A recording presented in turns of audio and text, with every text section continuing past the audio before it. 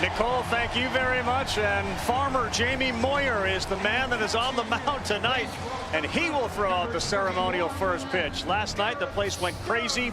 Rhys Hoskins did it.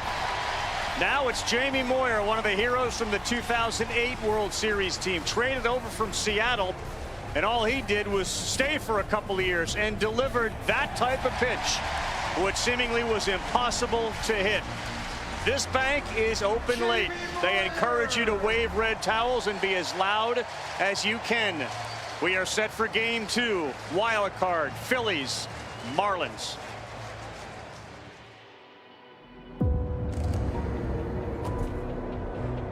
The time for improving is over. The time for proving has arrived. Because the future hangs by a thread. It's gone! The Marlins and the Phillies are ready. Harper being held. He runs through that sign, and he's safe. And the Phillies will win game 1, 4-1. This moment, filled with promise or regret.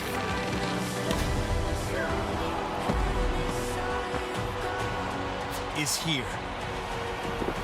Now is all they got. Miss your shot.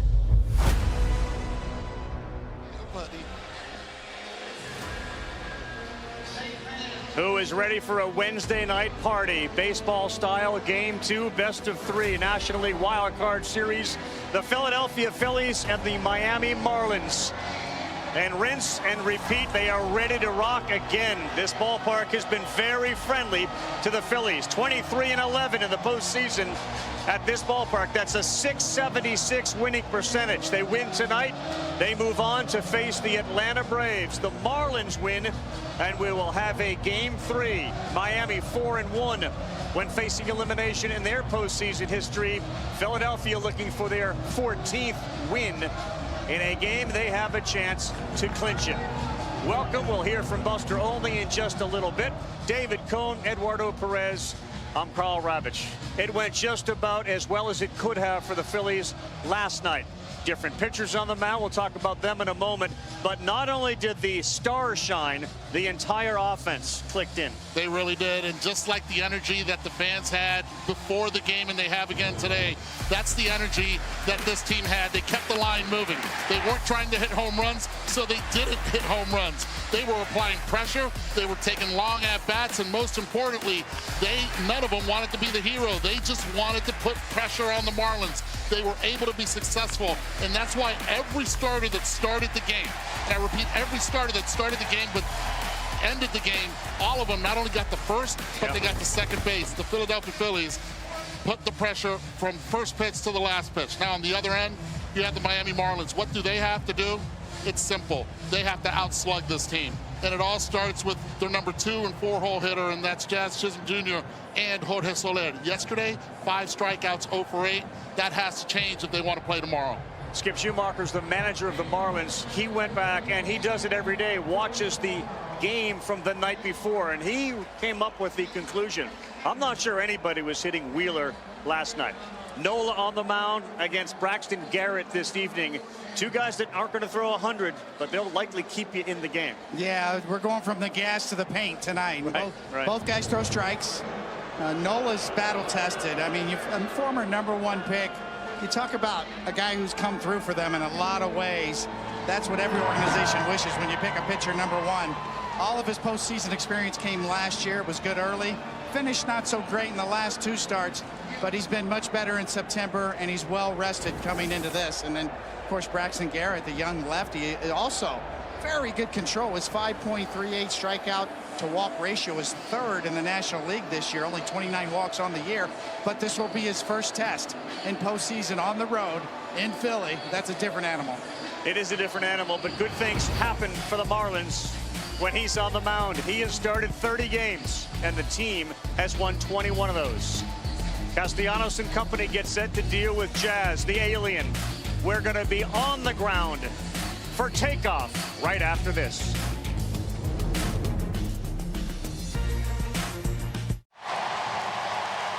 Welcome back. Before the first pitch, we send it down to Buster. And I'm here with Kyle Schwarber, the Phillies. Last year, you guys made a run from the wild card round to the World Series. What feels different or the same this year compared to last year? I mean, I think you have the same atmosphere. Obviously, a different team. We have the experience and made a lot of key additions to the team. So, take it a day, take it a pitch at a time. Great opportunity ahead of us tonight to try to do this. But obviously, it's a great team across the way, so not taken lightly at all. Nick Castellanos gave you guys the ring finger from second base last night. What'd you think when you saw that? Just making sure he didn't flip us off in the moment. But, heck, that's what we want to play for. And, we got to take it step by step, but that's the ultimate goal is to get there and try to win it all. But, like I said, tonight's going to be a great test. Kyle, thanks. Carl, back to you. Hi, Buster, thanks. Yeah, he wasn't the only one. Nick was asked after, like, what was that? Did you flip them off? And he said, no, why would I do that? I love those guys. Aaron Nola's going to deal with Luis Ariz, the back-to-back batting champ, American and now National League. Soler, Bell, who had a big night last night, Jazz Chisholm Jr., then Jake Berger. It was Bell and Berger that were acquired by Kim Ng, and it really turned the offense around. And Jacob Stallings is going to be catching tonight. Game plan for Aaron Nola is going to be what? Well, he's well rested. We've talked about his alignment, a little mechanical adjustment. He's landing in more of a direct line to home plate. That's got his breaking ball back on top. His two-seamer's zooming now. So we look for him to be well rested and ready to go. 30-year-old Aaron Nola pitching for a lot. He's a free agent at the end of this year. He tipped his cap when he came off the field during his last regular season start. So he pitches with a lot of emotion. There's a lot of energy, and his last two starts were terrific, where he struck out 16. Ariz steps in. We're set to start game two with the Phillies up 1-0.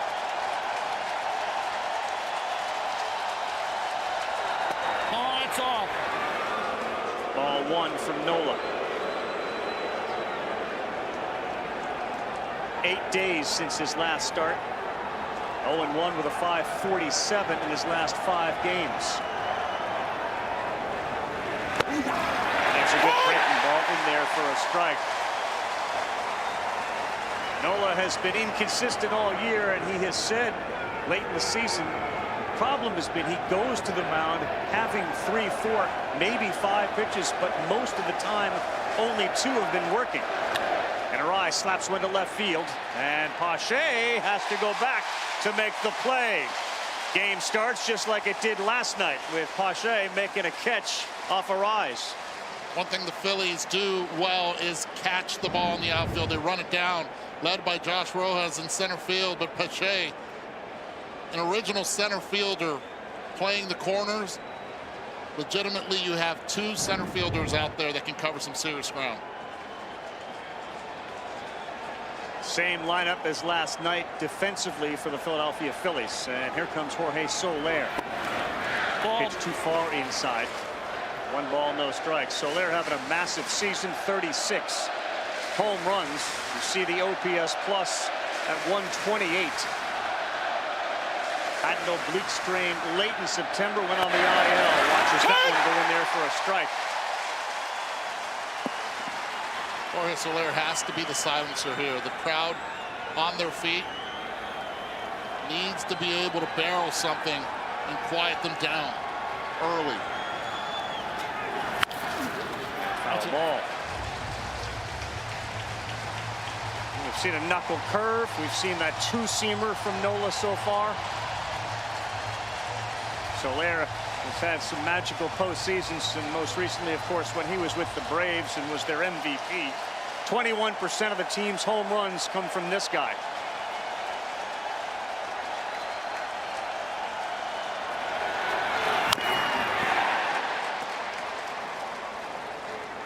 You're starting to see that 95 too. Is that a product of the rest? I believe so, especially with veteran pitchers. I thought it was a great idea for Rob Thompson and the organization to sort of plan it out over the last month.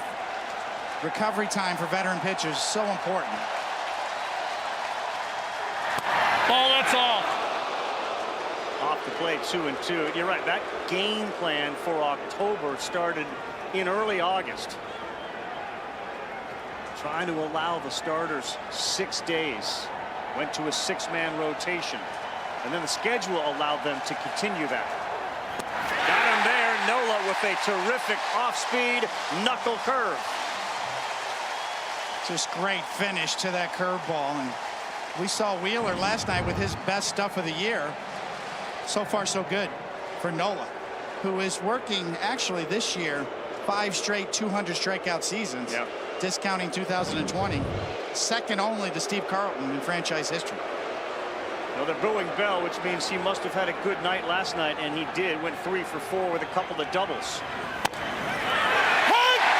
Ooh, that pitch looked low, but he gets the strike call. Doug Eddings is a pitcher-friendly umpire.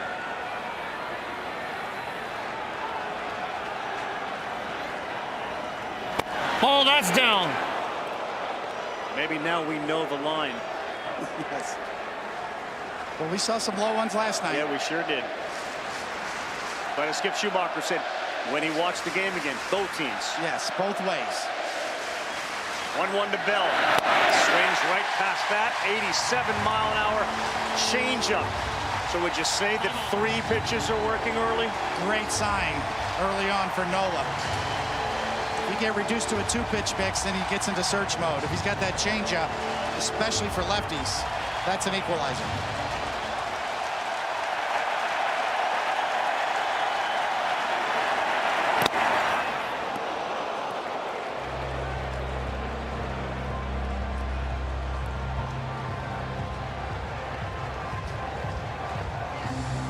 Very typical of the at-bats that Josh was taking yesterday, right? Working the count deep. Gets a 2-2, sometimes 3-2, and then finds barrel. Stays alive. Fouls that one off. Mentioned the Phillies' record in the elimination games. 2 of their losses in elimination games came back in 2011. Skip Schumacher's Cardinals. So he knows what this environment is like, and you see Nola and how things improve dramatically with a slight tweak to his delivery. Got Bell. What a start for Nola. He gets Soler and Josh Bell.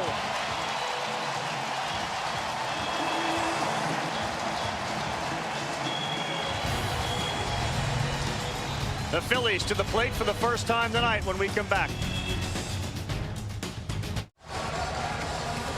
Now, one of the game plans that teams will try to employ against the Phillies, when available, throw a left-hander against them. They're doing that tonight. But the Phillies, the lefties in the lineup, have hit 30 homers off left-handed pitchers, which is the most of any club.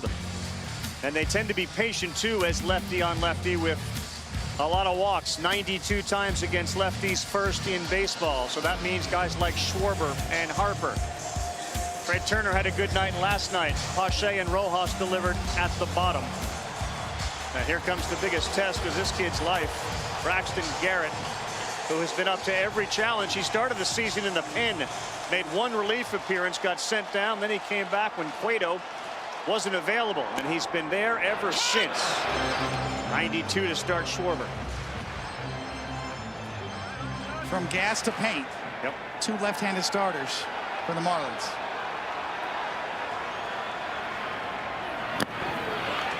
Down, same defensive alignment with the exception of Stallings behind the plate. Berger at third, Birdie at short, Arias at second, and Bell is at first with De La Cruz, Chisholm, and Sanchez left to right in the outfield. Ball. He missed badly there. 2 balls and a strike to Schwarber, who will be followed by Turner and Alec Bohm.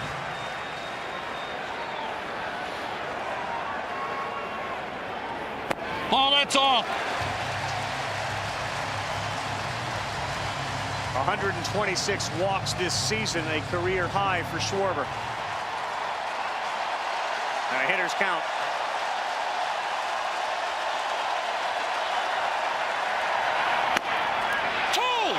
Gets the call. And now Schwarber calls timeout. Impressive. Right on the edge. Does not give in to a home run hitter early in this game. Kyle's nemesis has been mostly the slider, both against righties and lefties. The fastball, righty or lefty, it does not matter to him.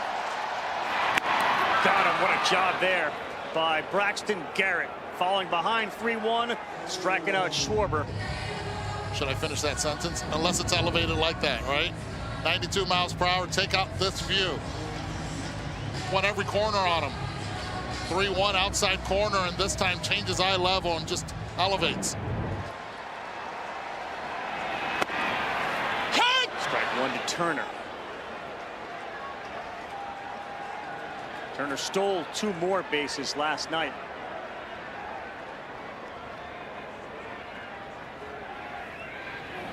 Ball, that's in. One miss, just in.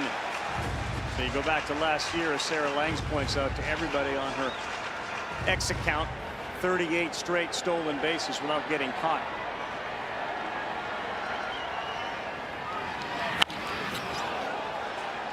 Going to see a little different repertoire against right-handed batters from Garrett. More of a kitchen sink approach. He's got a cut fastball that Mel Stoudemire Jr. taught him that he uses to get inside to righties. Got more of a changeup.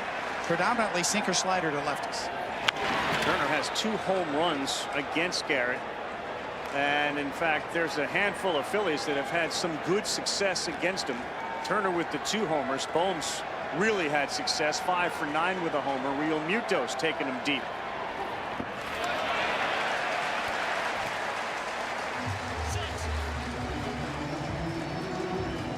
Braxton Garrett was a terrific high school pitcher and really had mastered the curveball. The curveball's been used a lot less now that he's in professional baseball. Changed his arm slot a few years ago, and he really took off from there. Turner tried to check, but he fouled it off. And you showed those numbers there. I guarantee you everyone in that lineup knows the success that they've had against Garrett.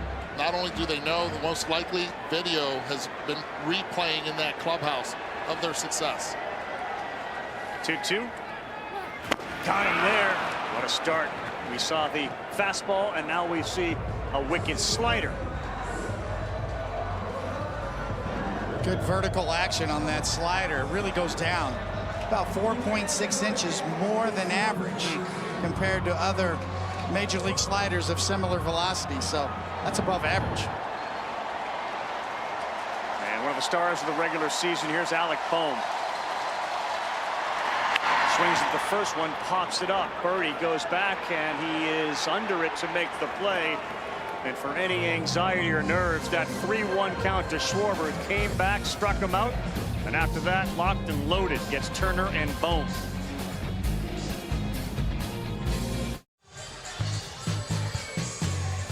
Well, he was just a baby-faced kid out of LSU, Aaron Nola, when he joined the Phillies. He's known no other organization. And he has been reliable. He's been consistent. He's put up innings. He's put up strikeouts. And now he's trying to put up a win here in the wild card in what may be his final season. There's uncertainty about whether the Phillies want to bring him back, whether he wants to come back. But he has been great. You see the opponent's batting average, all-time Philly ranks. He's first, 231. There have been some great pitchers in Philadelphia. Yes, there has. It's a storied franchise. It's been around for a long time. He's top 10 in most categories, top 5 in a lot. Inside the Beltway, most Phillies fans know that Nola tends to, and of course the Louisiana background loves to pitch when it's warmer. It's 73 degrees here. It's a beautiful night.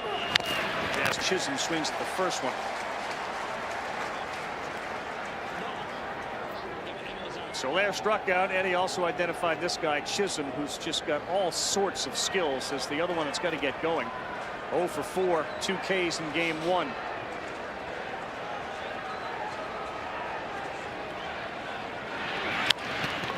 A slow roller. It's going to be a tough play. It is picked up, and Harper steps on the bag to beat Chisholm.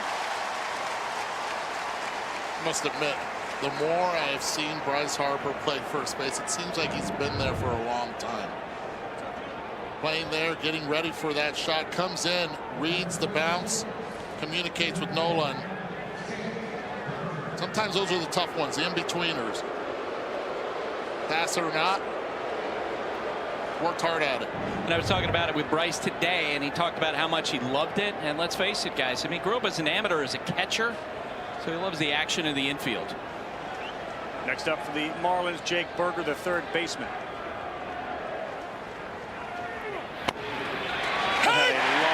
on it from Aaron Nola. The knuckle curve has been effective to get ahead of Berger, who had 9 homers with the Marlins, 25 with the White Sox, 34 on the season.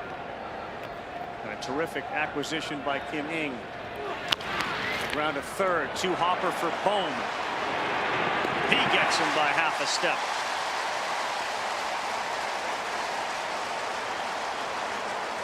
You know you have to be ready playing third base with Nola on the mound because of those 2-seamers into righties all night long.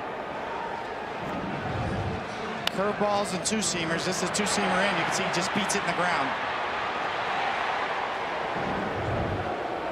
It's also knowing your runner as well, taking your time, understanding it's not a speedster getting down that line. Left fielder Brian De La Cruz. Oh, that's off. K-Zone loved that. That's ball 1. De La Cruz and Sanchez, the left fielder and right fielder, have been revelations and made Skip Schumacher's life a lot easier this year. They have been terrific. He's got a little bit too much of that. They'll work on it. 142 strikeouts this season. He's got one thing in mind when he turns it loose, Eduardo. He's trying to leave. A big swing. 19 homers on the season, Cody. He's got a homer against Nola, 4 for 13 in his career against him. Ball. Stays away there. 2 balls and a strike.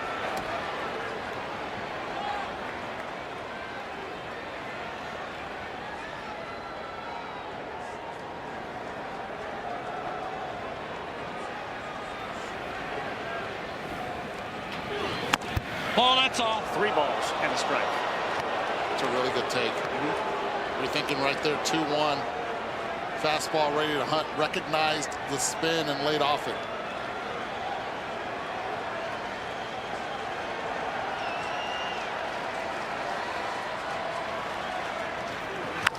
Challenged him, and he hits this one high and deep to left field. Pache is back there.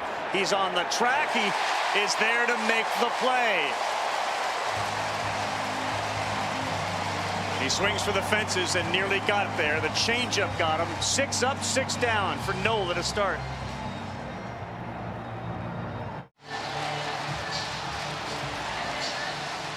Getting very loud in here. Bryce Harper set 2. Step into the batter's box for the first time tonight. When he shows up in style. Practice. Allen Iverson t-shirt, and then tonight. So yesterday Iverson, tonight black on black overalls. You don't throw in a Trey Turner t-shirt for warm-ups on the field. Garrett behind 1-zip as he misses with the first. Big swing from Harper on a fastball up at 93. Sneaky quick, right? From Garrett.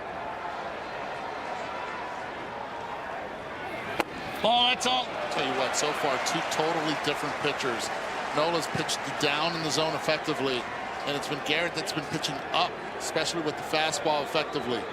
So far, to the three hitters he's faced.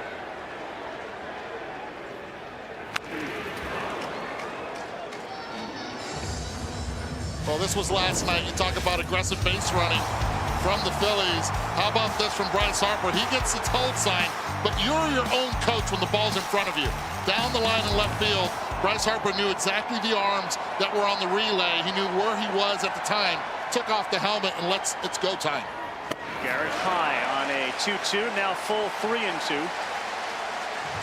Got criticized a lot about running through the stop sign, but in that circumstance, you are the best coach. You are the best judge of that play.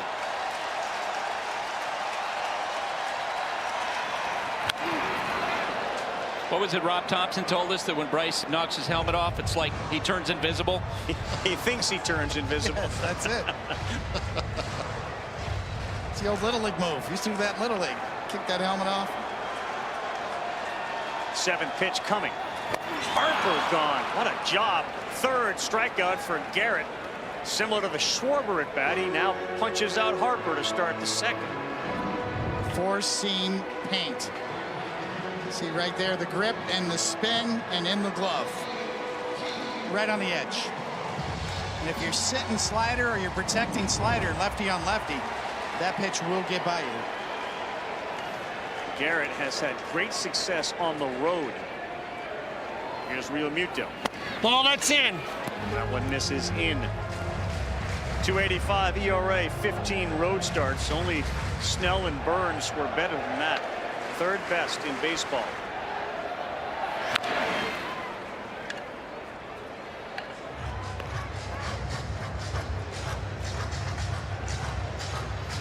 There are the numbers just behind that 199, 277 numbers.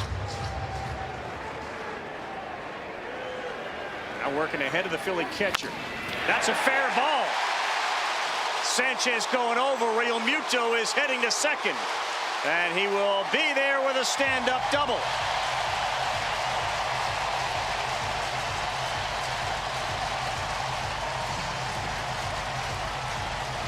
They hit that ball hard, 102.7 miles per hour. Just allowed the ball to travel in the zone. Barrel stayed through the zone, didn't try to do too much. So with one out, Real Muto moves into scoring position.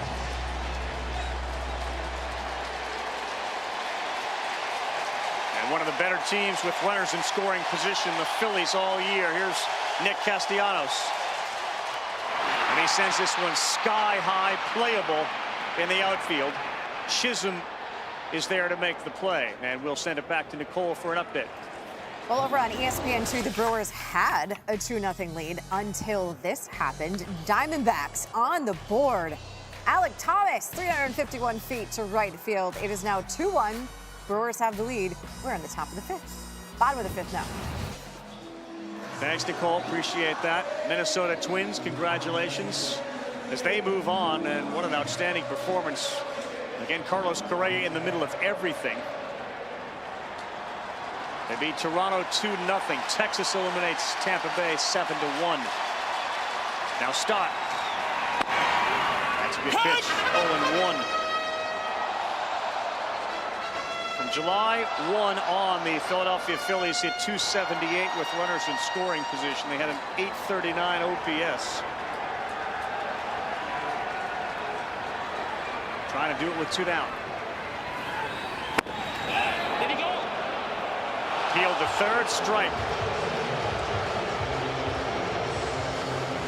Jordan Baker is a third base umpire tonight.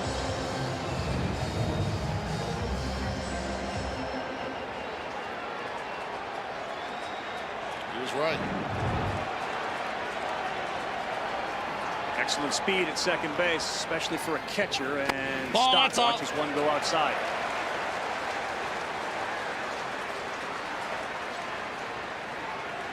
Think about Braxton Garrett. He had one major blow-up game against Atlanta. Otherwise, he would likely get some Cy Young consideration. Hey! Perfect pitch. Paint there, as Cody had said, and he has brought his brush tonight. His 4th strikeout through 2 innings, and he leaves Real Muto at second. Once again, the difference between a 4-seamer and a 2-seamer, he's got both of them working. Little 2-seamer runs back to the outside corner. That works.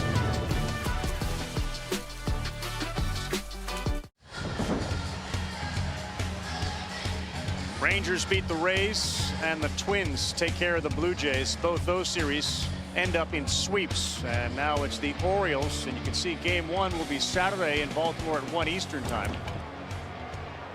Meantime, our schedule tomorrow, if there are 2 games, we'll be on at 3, and then here in Philadelphia at 7. If there's only 1 game, it'll be at 7 o'clock Eastern time. So doubleheader possibility tomorrow at 3 and 7. Single game at 7. Ball, that's all. Milwaukee score stays 2-1, bottom 5 over on ESPN2. 7, 8, 9. Sanchez, Birdie, Stallings due up for Miami. Ball. Nola misses there, so he falls behind 2-0 here to start the 3rd. Some guys just show up in October, right? Yeah, Nasty Nate. Nathan Eovaldi shows up at he postseason. was great. Correa Carlos Correa shows up in postseason. So that being said, is there a truth to when people say, well, they're playing bored in the middle of June, July, they're just bored. They'll pick it up later on as the season goes.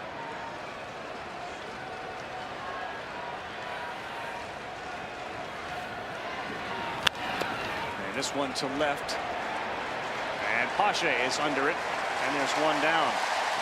I don't think there's an analytic for that, boredom or clutch gene, right? You keep hearing that, but you suggesting that there are guys that seem to rise a little bit in October. There's just, it's a heartbeat thing out there.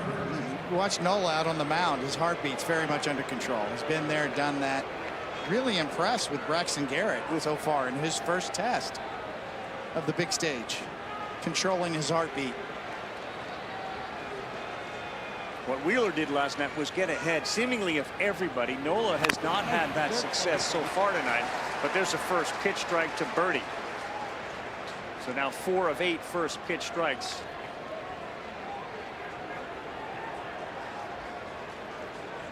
Birdie has decent numbers against the righty, 4 for 13. He's got a home run.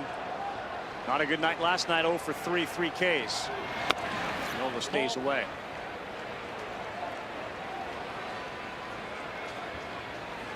Nine years with the Philadelphia Phillies, Aaron Nola.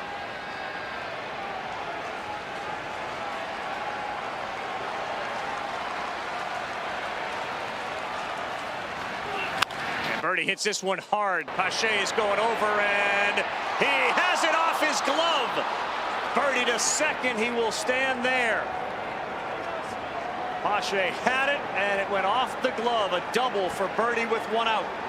And if you ask him if he should have made that play, he'll say 100% I should have made that play. And the reason being was the jump he had in left field. Watch the couple steps he takes here. Has to change direction.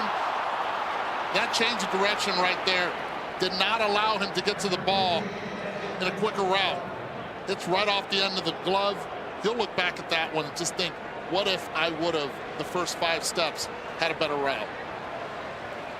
Now the 9-hitter, Stallings.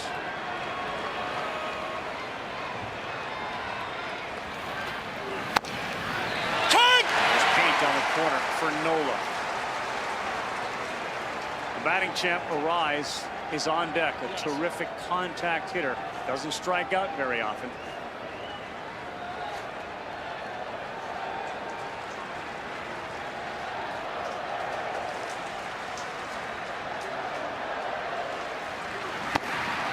Ball. That one just missed location so badly, even though it was in K zone. Kind of removed Edding's responsibility from saying that's a strike because he missed so bad. Exactly. Realmuto had to reach all the way over.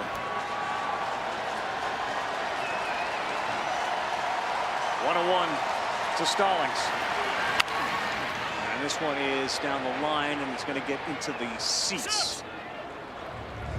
It's Kevin Stallings, former basketball coach at a variety of schools. Jacob's dad.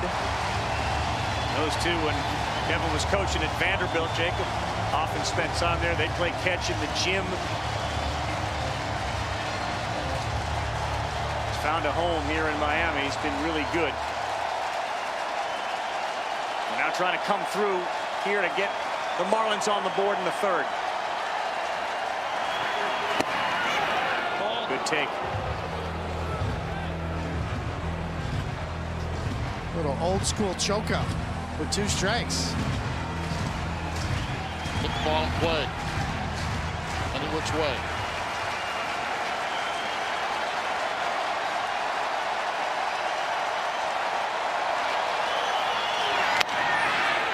Three balls, 2 strikes, and he missed by a lot with that 93-mile-an-hour fastball.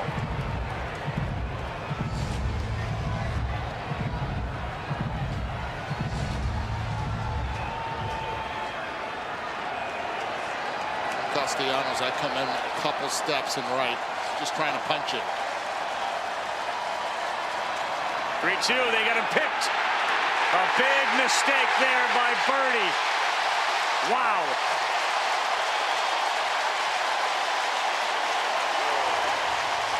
And let me tell you why it's a big mistake. When you have Luis Arise on deck, a singles machine. Doesn't matter what Stallings does right here. You're already in scoring position. Now you get the crowd right back into this. Advantage Phillies. Nola just baited him right into that. 3-2. And a high chopper. Bohm will get it before it hits, and he will throw him out. Well, did that inning turn? Arise had a chance to come up even with 2 outs, and that went off the board when Birdie got caught. Nola escapes. Bottom 3 coming up, 0-0.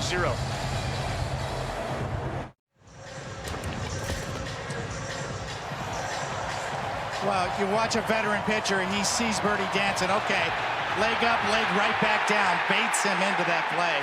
Very good play by Nola to read it and then get it. Start the bottom of the third, 8-9-1. Pache, Rojas, and then back to Schwarber at the top. Guys, you had Luis Arraez on deck. How clutch has Luis Arraez been this year with runners in scoring position, 2 outs, 463. Yeah, big blown opportunity right there. We'll get you an update on the Arizona game in just a second. You can see they've taken the lead in the upper right-hand part of our screen. 3-2. We'll show you, Nicole, with how they did that.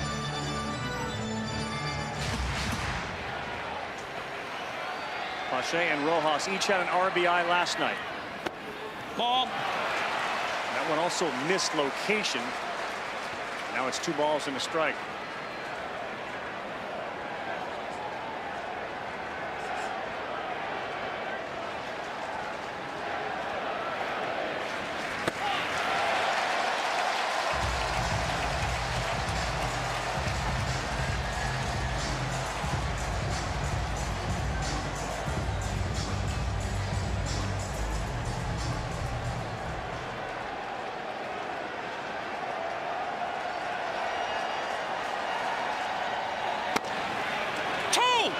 He gets 3 balls on him. He doesn't feel like all of a sudden I'm panicking. He has been able to navigate through that.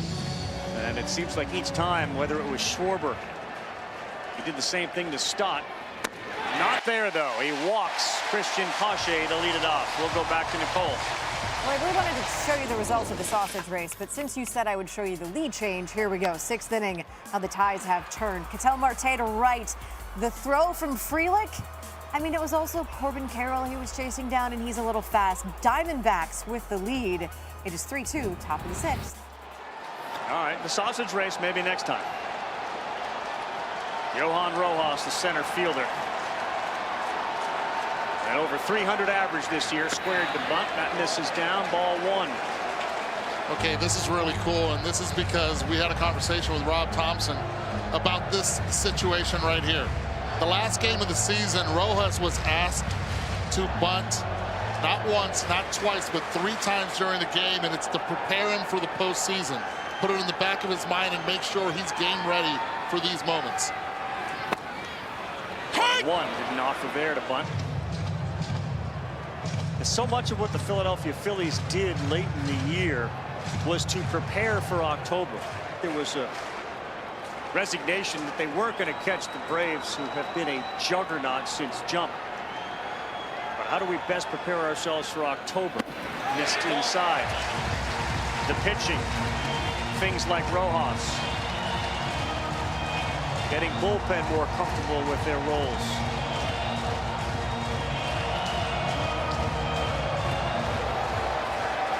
Defense is night and day, especially outfield defense.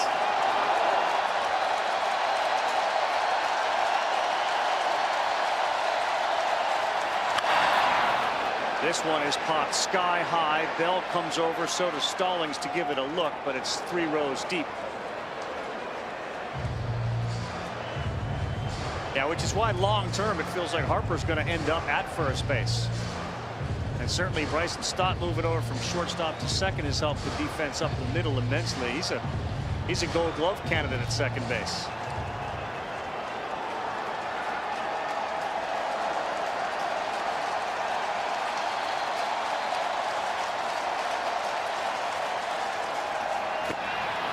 filthy pitch, and Rojas retired.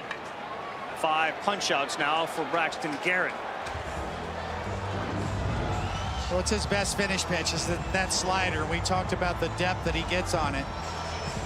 Perfectly located down and in. Rojas is a free swinger. He's not looking to walk. Yep. So you can expand the zone. Well executed there. Braxton Garrett. Schwarber Ball, no. checks there. 47 home runs for Kyle Schwarber. And 126 runs batted in. Saw 3 sinkers, 2 fastballs, and a slider in his last at-bat for the strikeout. He's seen everything already from Garrett.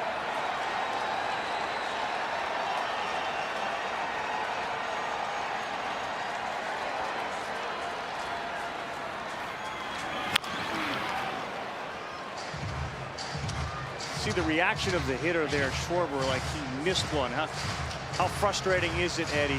And was that an indication Schwarber thought that was a pitch he should have made a lot better contact with? Absolutely. Should have made a little bit better contact with, and he's been pitched up and away the first time. Couple of different kinds of fastballs, sinkers and four-seamers, keeping them off balance. This time everything's down. Ripped, fair ball. It hugs the wall. Now Sanchez has to chase it. Flying around is Pache from first. Schwarber breaks on. His double makes it 1-0 Philadelphia.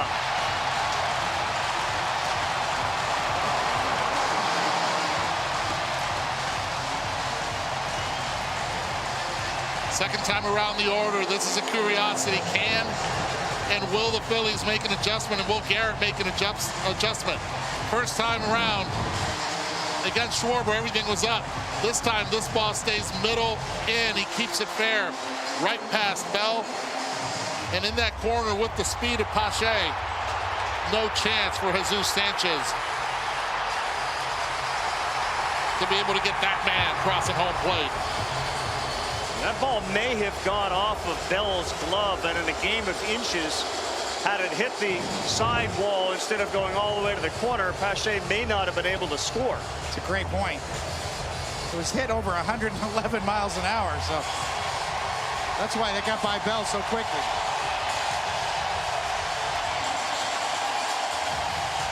Mel Stottlemyre Jr. out to just kind of calm things down, because the decibel level here at Citizens Bank has gone up dramatically. I love the fact also that Rob Thompson took away the bunt sign from Rojas. Even though he struck out, Bell has to stay at first base to hold the runner. Bell's behind the runner with a runner at second base. He will be guarding the line. That ball's probably caught. 1-0 Philadelphia. Trey Turner with 1 down. Swings at the first one, and it was way inside.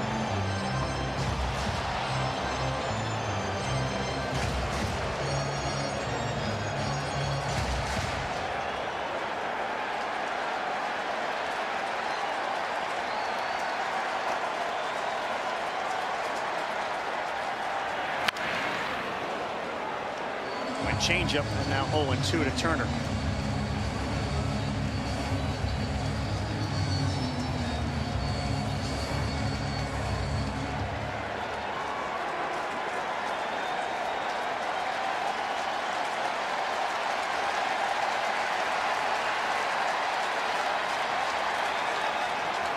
Right back up the middle. That one goes off of Garrett into right field. Here comes Schwarber. It's 2-0 Philadelphia, and RBI for Turner.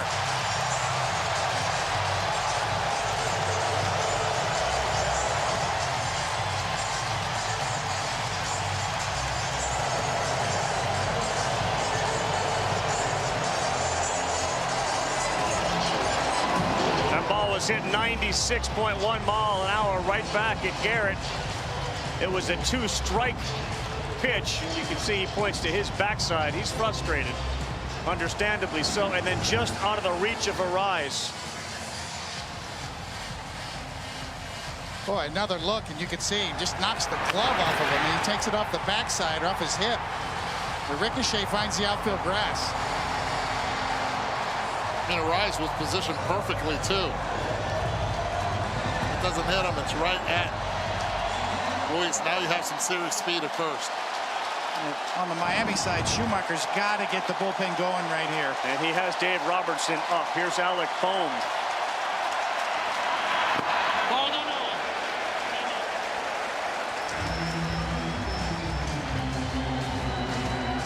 And there is Robertson.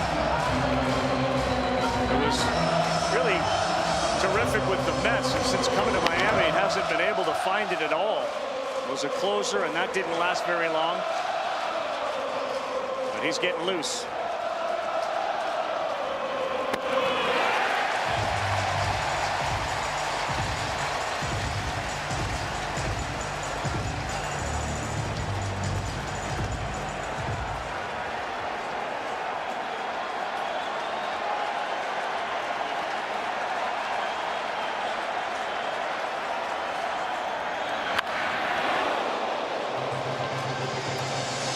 Think about the inning, and you can go back to the top when Birdie was at second base. Arias was on deck. He gets caught stealing, and then the ball off of Bell's glove, and then another one off the back of the pitcher.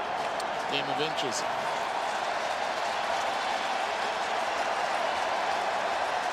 Two nothing, 2-1, and they'll throw over to first base.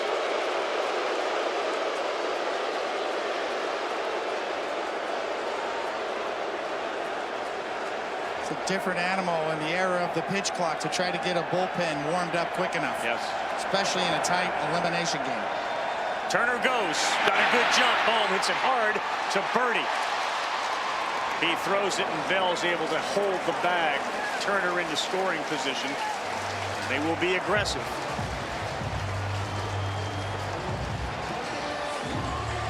Right now, Skip Schumacher has to be thinking about Dave Robertson in the bullpen to be ready for JT Realmuto if his at-bat comes up this inning. You focus on Harper right here. Do your job. There's no tomorrow for the Marlins if they don't win. Turner's steal, or would-be steal, took the double play off because that was a rocket from Bohm. Yeah, 103 plus miles an hour off of Bohm's bat.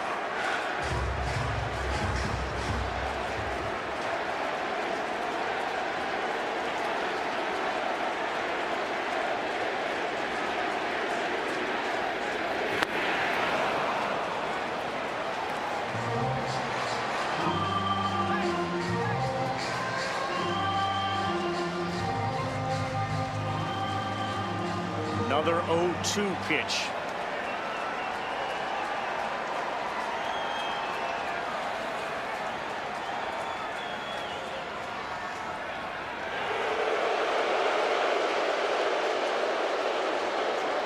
We talked a lot about this young pitcher's first try in a big game in a big spot. It's also Schumacher's first try managing a game like this.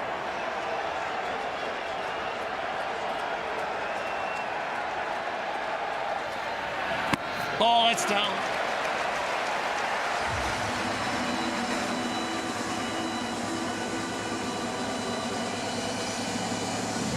This will be the 25th pitch of this inning. Robertson's ready. Sure is. 1-2 to Harper. 2-2 now. Tell you what, I know there's a runner at second, but Jazz Chisholm Jr. in center field is playing a very shallow center field with Bryce Harper at the plate.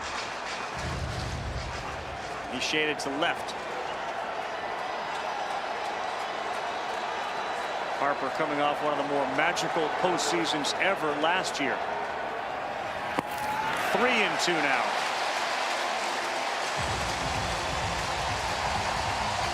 Five straight sliders. The first two he swung through.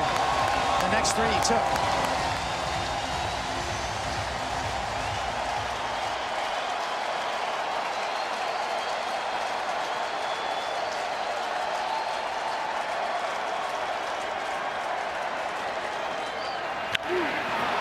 And that ball is sky high. Bell coming over, will have room, backs up to make the play, and Harper is out. Started in the top when they picked off Birdie. And then they started to score their own runs. Pache comes in. Schwarber with an RBI. Turner with an RBI. They keep it going and get it started. Lead it 2-zip. Back here at Philadelphia with Marlins manager Skip Schumacher. Saw a couple runs that inning. What are your plans with the bullpen moving forward? Yeah, I think we're going to go to him right away. You know, Brax was pretty good the first couple innings, got to him kind of the second time around, and probably go to our bullpen here pretty soon. Top of third inning, Birdie gets picked off. What was your read on that play? Birdie led the league in stolen bases last year, and we trust him. He's on his own. Good inside move by Nola right there, and made us pay. Skip, thanks. Thank you. Back to you. Thank you very much, Buster. So Luis Ariz, who was standing there with the bat in his hands, with one out, saw Birdie get picked. He came so close to getting a chance to not get a run, and now he leads off with his team down 2-zip in the fourth for Nola. Strike one. Wow, Luis knows that's a ball. There's someone here that knows the strike zone really well. It's Luis Ariz. It's a really good bad ball hitter, but right there, it should be 1-0 instead 0-1. Ball, that's all. His bat-to-ball skills invoke a lot of thoughts, comparisons. Gwynn, Ichiro, Rod Carew is another guy. You want to go back in the time capsule. Learned a lot from Carew, of course. Yep. You can see there that ankle, man. He landed on that ankle awkwardly, and it has stung him a lot in game one. It seemed to do it again there. He tweaked it. I don't think there's anyone taking him out of this game. No. Watch this right here. I mean, this guy is playing with all heart right now. Not a lot of bottom half. It's all about the hands for him. 1-2, rolls it over. He's running as hard as he can, but Nola's going to beat him there by about 5 feet.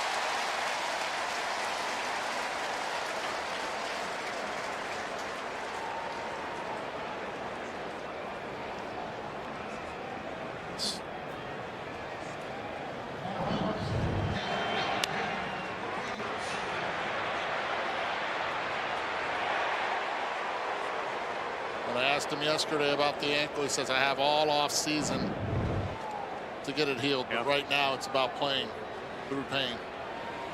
He and DJ LeMahieu, the only two modern day batting titles in both leagues. That ball is hammered to left field, but it's going to stay in the yard. And Pache, he makes it clear he's under it to make the play. There are 2 down. Nicole. Getting a little wild in Milwaukee. The Diamondbacks have put up another run on a wild pitch by Uribe. So that whole sequence of events is going to move. And then Lourdes Gurriel going to bring him in with an RBI single to left. It is 5-2, top of the 6th, and Milner is now out on the mound for the Brewers. Thanks, Nicole, for the update. 5-2 there. The Yuli Gurriel at bat last night, one of the bigger at bats in this game. As Nola throws to Bell, it's ball 1. Alvarado and Gurriel late in that game last night, and Alvarado out of the bullpen got the job done.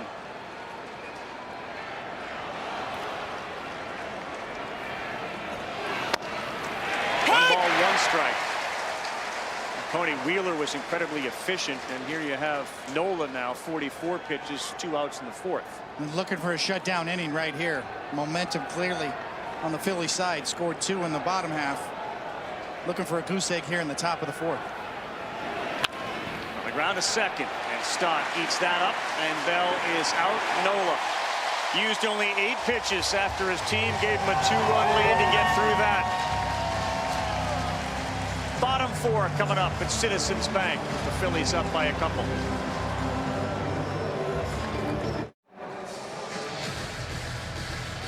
Back here in Philadelphia with Phillies manager Rob Thompson. Big pickoff from Aaron Nola. What's the backstory behind that play? Well, in the last, I don't know, 2-3 weeks, we've been working on it. We've been working on bunt plays and a lot of defense preparing for the playoffs. Bobby Dickerson and Caleb have both been heading that up, and they've been doing a good job. First time through lineup versus second time through the lineup for you against the Marlins pitcher. Yeah, we got a lot better at bats the second time through. You know, we got some runs the last inning with Pache with a big leadoff walk, Schwarber double. Trey, it's a bullet up the middle. So just got to keep it going. They got a new pitcher now. Robertson's in, so we'll have to worry about him. Rob, thanks. Back to you. God, Buster. Yeah, that's true. Monday during their workout, they spent 45 to an hour on defending bunt plays, being aware of the pickoff moves against the Marlins that might run. And it paid off there as David Robertson, the veteran, steps in and fires one right there past JT Realmuto.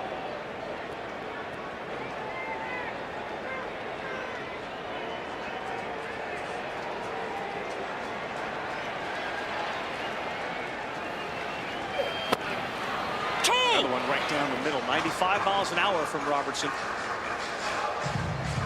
I'll say this, Rob Thompson, speaking from experience, is one of the most buttoned-down managers in the game right now. All the fundamentals, all the preparation, really paying off here in this series. All right. We've seen base running, we've seen defense, we've seen pitchers that were rested by design, paying off dividends between Wheeler last night, Nola so far tonight. I had that guy in spring training for the Yankees several years in a row, and nobody ran a better spring training than him.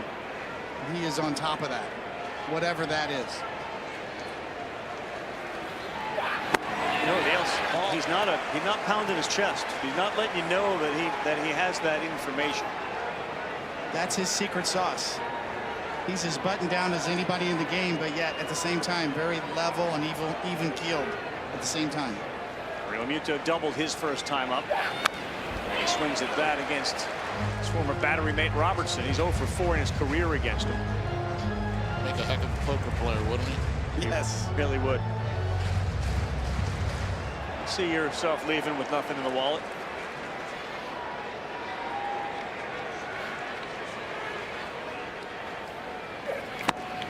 Ball. Good take there. The Phillies have doubled them. You know, we haven't seen the homer, but the double, 6 of them between last night and tonight.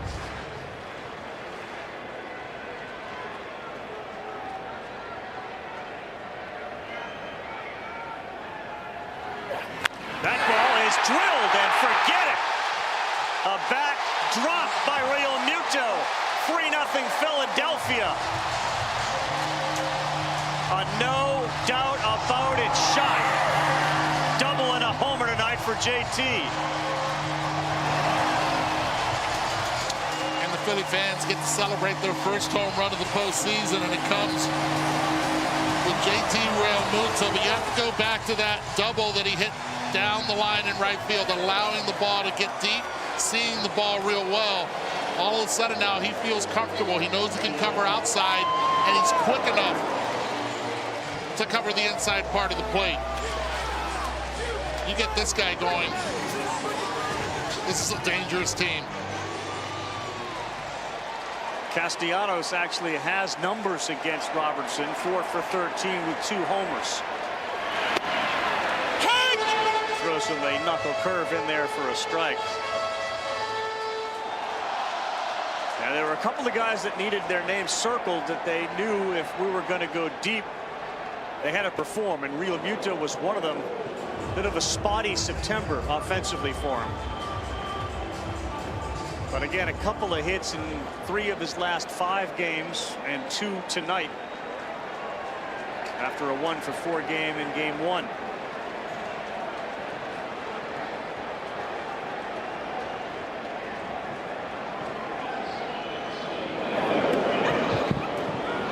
Corner right there. Castellanos takes the bat, and he will go back to the dugout.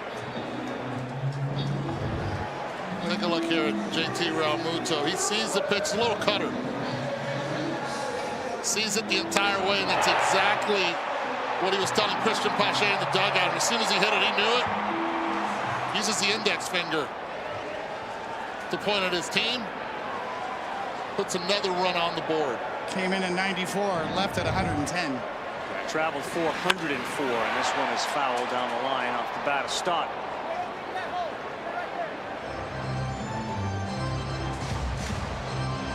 Saw that offensive number, 220 homers during the regular season, 3rd most in baseball behind Atlanta.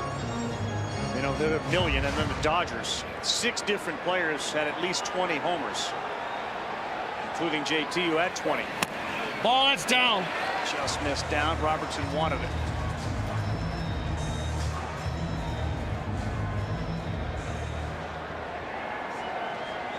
Three 0 Philadelphia. They win. They move on to face the Braves.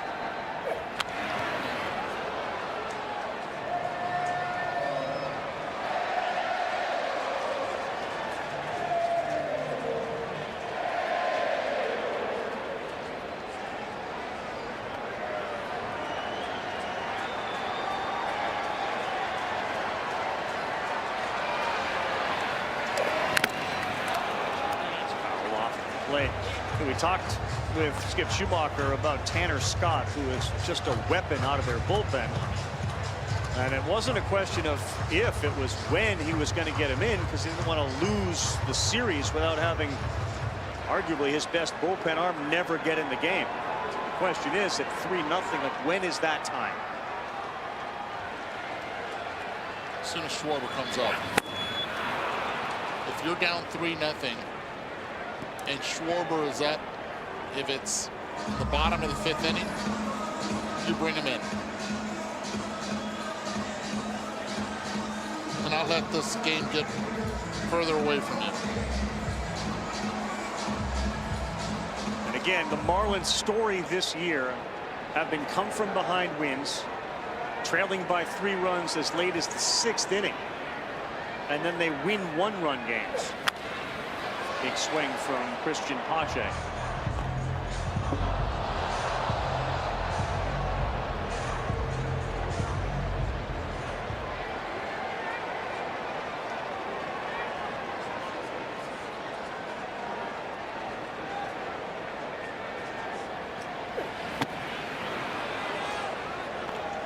Robertson, after that shot from Leo Mutos, looked like a different pitcher, striking out Castellanos and Stott. Here 0-2 now to Pache.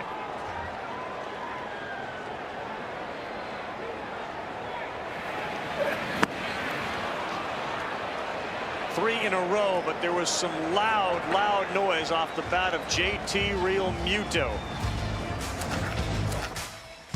Well, he used to catch him here in Philly, and now he sees cutters and he hits them deep, and that's the face of a pitcher that just got 3-0 Phils.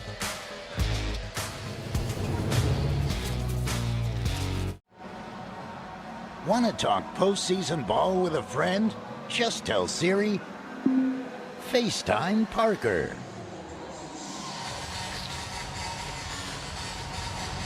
Postseason continues. We are going to get down to the division series. They all start Saturday. Fox FS1, the American League. Orioles hosting the Rangers. Twins go to Houston. TBS, the National League. Braves and the Dodgers waiting the wild card winners. Here's Nola in a game that has some similarities to last night. The Phillies led 3-0 after 4. Wheeler was being really effective. Nola is being very effective. And instead of taking the crowd out of it, the crowd stays very engaged.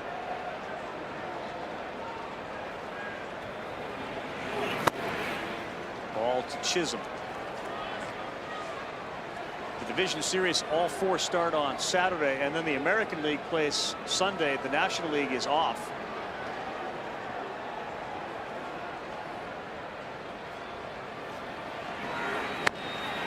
I know this, for Philadelphia Phillies fans, many of them are looking ahead. Not wise to do against the Marlins given their ability to come back, but those off days in the division series allows them to have a rested Zach Wheeler in perhaps 2 of the 5 if it goes 5 games.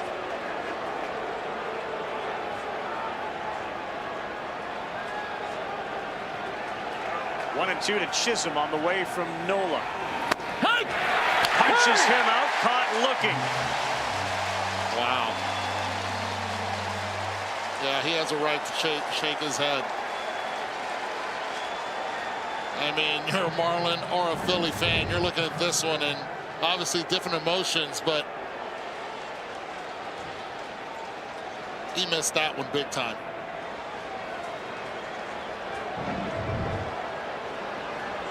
You give Jazz Chisholm a lot of credit because that ball wasn't close as Berger swings at the first one. And one of the things that Schumacher said he and his staff worked on or at least spoke to the hitters about, was not letting one pitch. Now, when it's strike three, it's a little different, but not letting one pitch ruin the at-bat. That pitch ruined the at-bat. Yeah, and he just grabbed an iPad right now, and he's going to look at it. And once he sees where that pitch is, the facial expression is going to be even worse.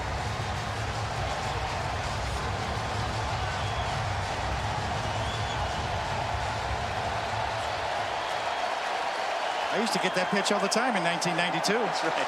This is 2023.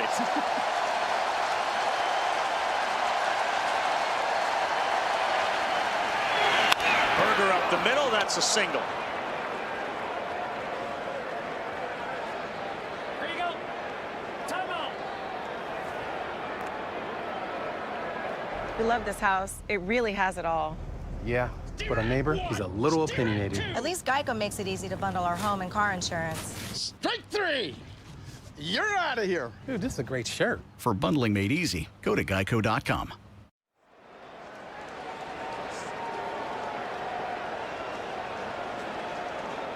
De La Cruz next up.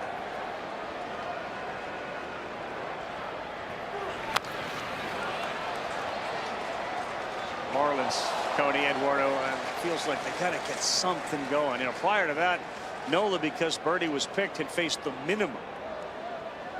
Now Berger on. Well, this is sort of the theory of, you know what? It's hard to string together hits against a pitcher like Nola. You need a big swing.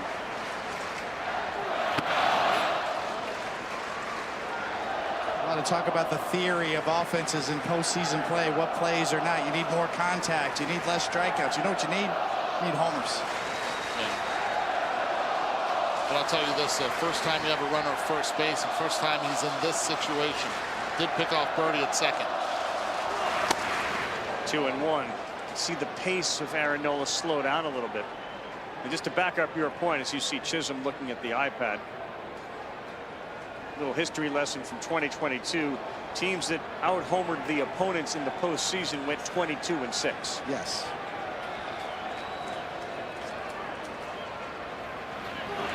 Ball, that's all. That's a good take. Now 3 balls and 1 strike to Brian De La Cruz. 19 homers, 70-plus RBI on the season. One swing can get him right back into the game.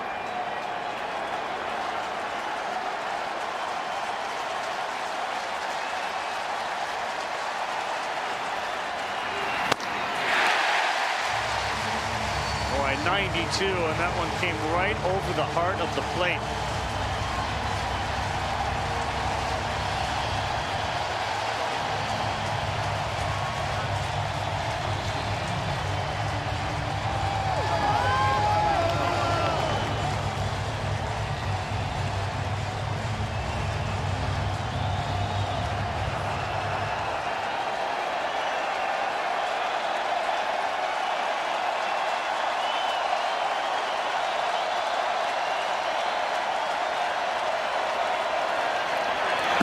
Ball 4. Tying run comes to the plate after the walk to De La Cruz. It's a great take right there. They're going all out. You get a curveball 3-2. That's not even the tying run. Now the tying run comes to the plate, but you're going after the chase instead of the strike. De La Cruz has had some really good takes in this game. Cody, you talked about the home run ball being such a weapon, and they've certainly added the home run threat with Bell and Berger, but the philosophy of the team is kind of rooted in moving runners, contact, patience at the plate, aggressive on the base pass. They don't hit the ball over the wall nearly as often as the teams that are at the top of the ladder when it comes to homers. They don't do that, which in a format like this makes it a little more difficult. It does, especially against a pitch maker on the mound, a guy who is hard to bunch together hits against. And when you're down 3-0, makes it even more important that one big swing right here can make a big difference. Their best chance so far tonight against Nola here in the 5th, trailing 3-zip, 2 men on for Jesus Sanchez. Nola gets the call. Sanchez is very vocal about that one. He should be. And this is a good timeout for him. A lot of hitters wait for the second strike. He needs to regroup right here because this kid put on a show today in batting practice, both to left field and to right field. He's got the power, but he has to settle down. I like the time right there. This is the composure conversation, because that was another ball that was not a strike that was called a strike by Eddings.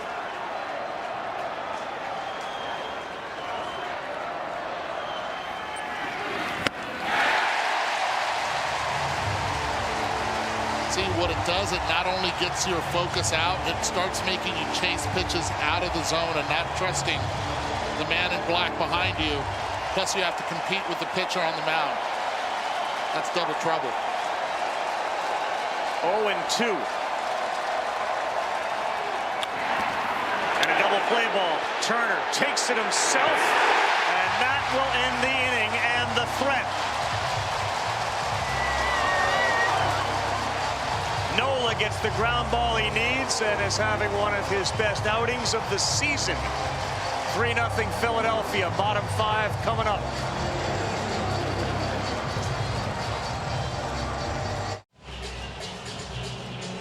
Postseason gets the best 5G coverage in the game with T-Mobile, America's largest and fastest 5G network. With Eduardo Perez, David Cohen, Buster Olney, I'm Carl Ravitch. Robertson on again, stays in, deals with Rojas, who slaps one to third. Good play by Berger to his left. And quickly, there's one down.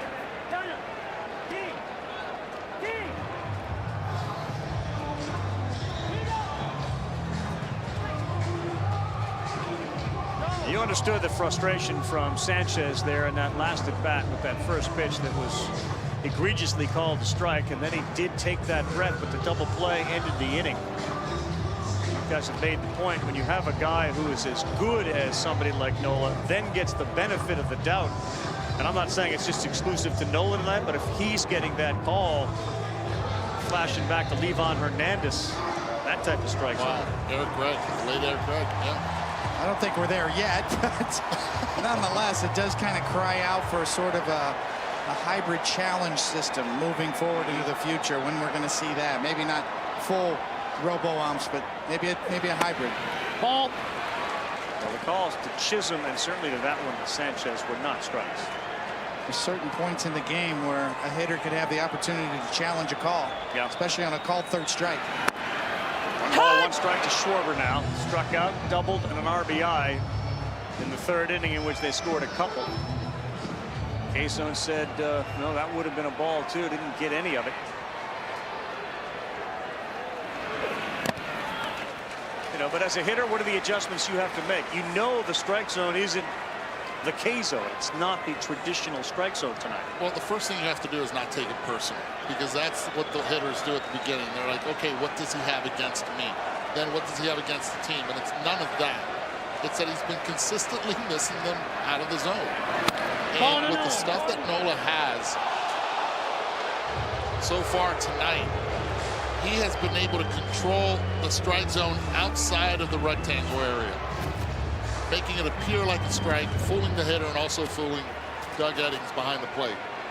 Schwarber tried to check that. He went. That is a strike.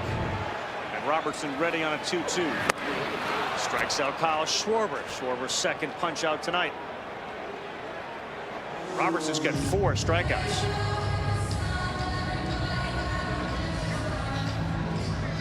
You can customize your feed, get personalized stats and highlights. Enjoy free live streams with the MLB app. If you're home for postseason baseball, download the MLB app today.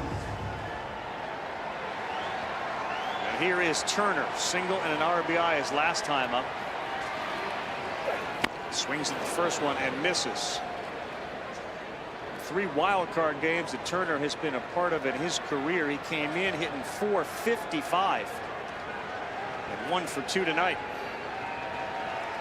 6 for 13 in wild card games. Watch out.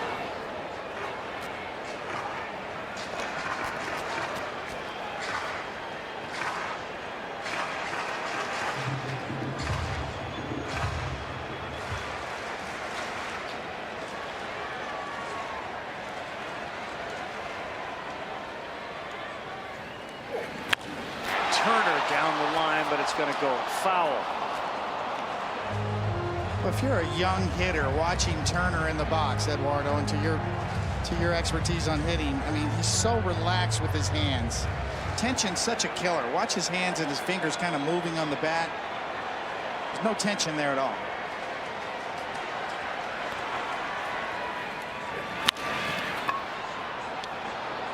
Shallow right field. Sanchez there to make the play to retire Turner. Robertson gets through that one, uses just 10 pitches. He's got a smile on his face. They need some runs to keep it going.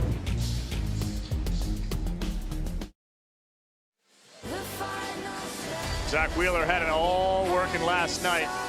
The Marlins threatened late, but he was dealing with his fastball with his off speed. And tonight he's being equaled by Aaron Nola. Two guys that if they're going to have a chance to win the World Series, they need them both. And so far, the poll says we are right where we need to be. 3-0, top of the 6th. Nola continues to pitch. That one missed badly inside. Over on ESPN2, Arizona leading Milwaukee 5-2.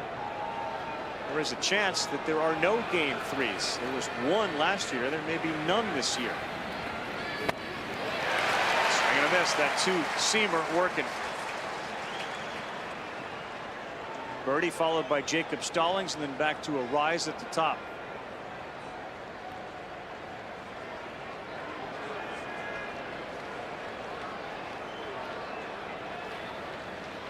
Look out, that drilled him, and Nola lost control. Birdie will be on base again, and he is a threat to run.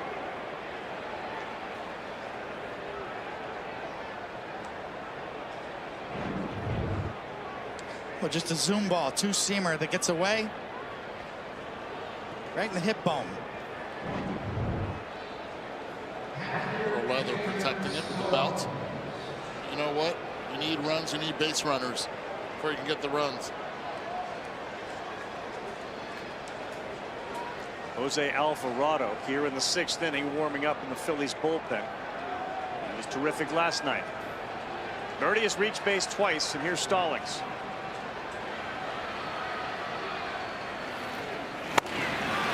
It's ahead, strike one.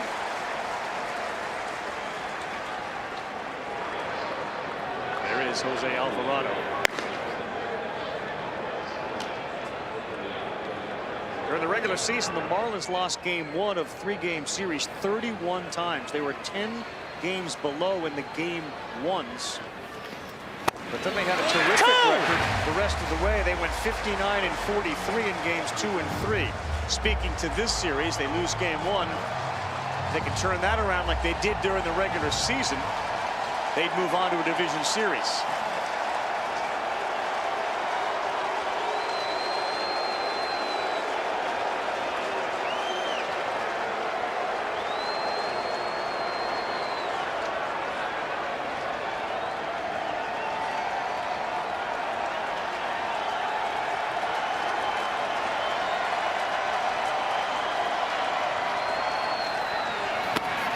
Timeout. Nola used the double play to get out of the last inning. It was an unassisted play by Turner. Stallings is a double play candidate. Because of all the contact that they make, they do tend to hit into double plays. Most of the major leagues this year.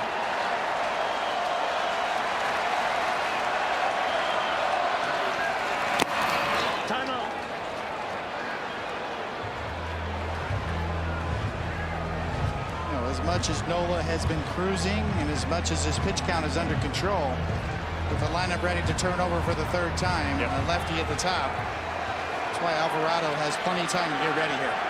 So once again, Rob Thompson all over it. 2-2, Birdie not going, and here is another double play ball. Turner flips, stop, double play.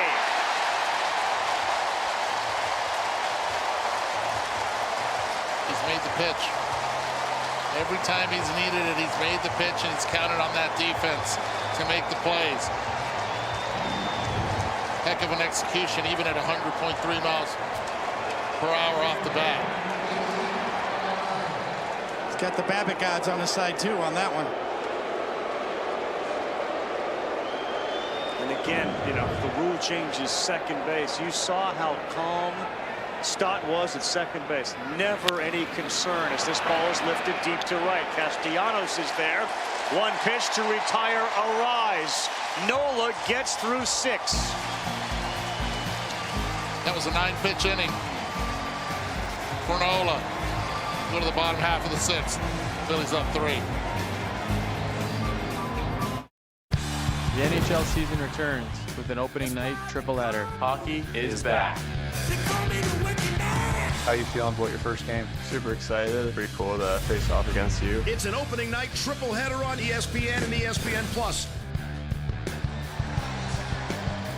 Predators Lightning get things rolling at 5:30 Eastern time as one sport kind of winds itself down. Another one starts to fire itself up.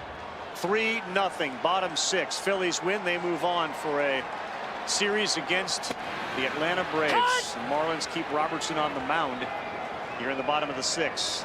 And it's going to be Alec Bohm to lead things off, followed by Harper and Real Muto.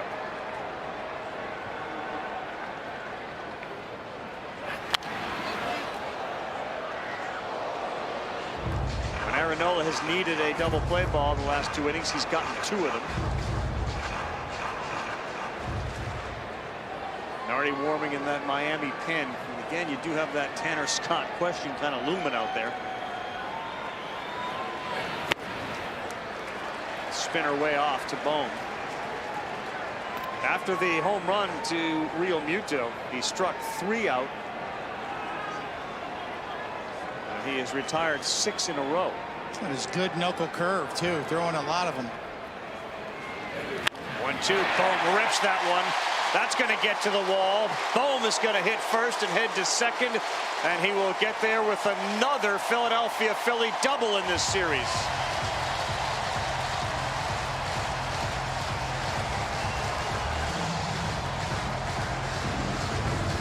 This is more of a slider as opposed to that knuckle curve, and this one sits. When sliders don't slide, they take a seat. And Bohm has it from there. The recognition of Bohm right there. As soon as he saw it, just stayed strong with his bottom half, and really impressed with the way he continues to have that barrel through the zone. Robertson is out. 7 doubles for the Philadelphia Phillies in 2 games. Nardi in, nobody out. The runner at second. Nardi in, and Harper coming to the plate. Set the world on fire with his 2022 postseason. But he had 6 homers, and 2/3 of those gave his team a lead. They got a lead now, 3-0. There is nobody out. Bohm is at second. First pitch from Nardi misses away. See, that strikeout rate really jumps out off the page in those 57 in the 3rd innings. Also, left-handed batters, a 158 average against him this year. 8-1 record of the season for him, and you saw the number of games that he's appeared in. Lefties hit just a .158 against him. Righties .244.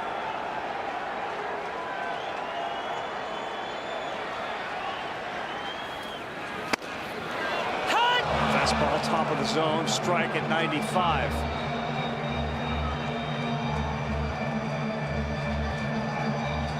It's always been Bryce's Achilles heel, up and away. 3 balls, 2 balls, I should say, 2-2. No, 3-1. And Harper has walked twice against Nardi.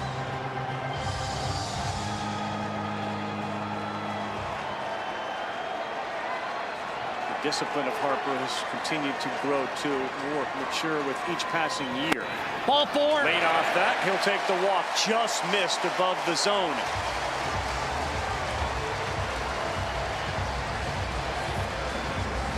And here comes Real Muto, who's having a night with a double and a no doubt about it homer to left. A-Zone says it shaved the top.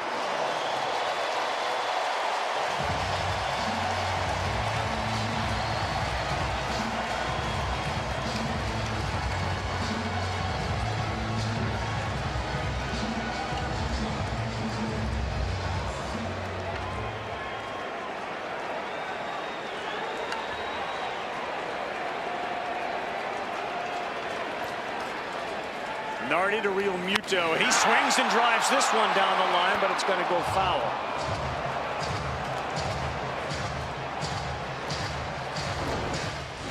Our active play of the game, it's brought to you by Wells Fargo Active Cash Credit Card. This was money from JT Real Muto. It's really good balance right there, and that's one thing that he's had the entire night is balance.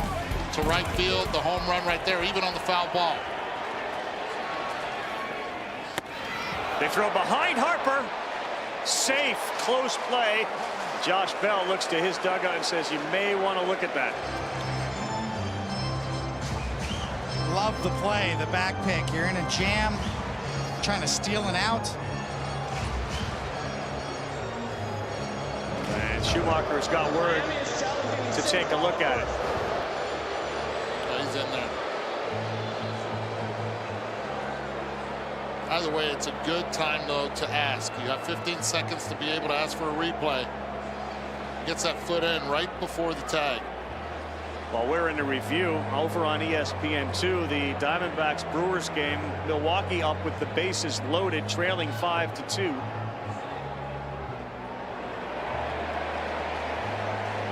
Looked like that foot slammed the bag before Bell was able to get a glove on him. We take a look at the replay review. It's powered by Zoom. Lower right is really the point of emphasis for the officials there that are watching these reviews. The umpires will take as many looks as they can given the camera angles. You can hear the crowd here. They're making their call themselves, saying safe.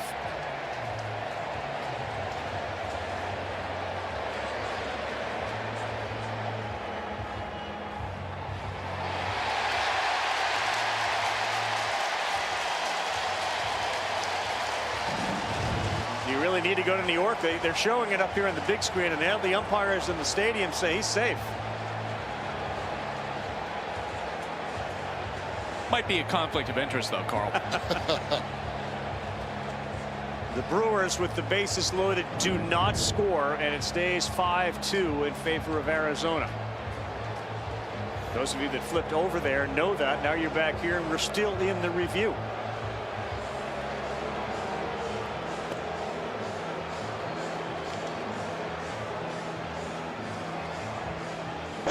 After review, the call on the field stands. The runner is safe. Miami has one challenge left. 45,738 umpires dressed in red here had their call confirmed. They were on it. So Real Muto and Harper and Bohm involved in the play right now. Nobody out.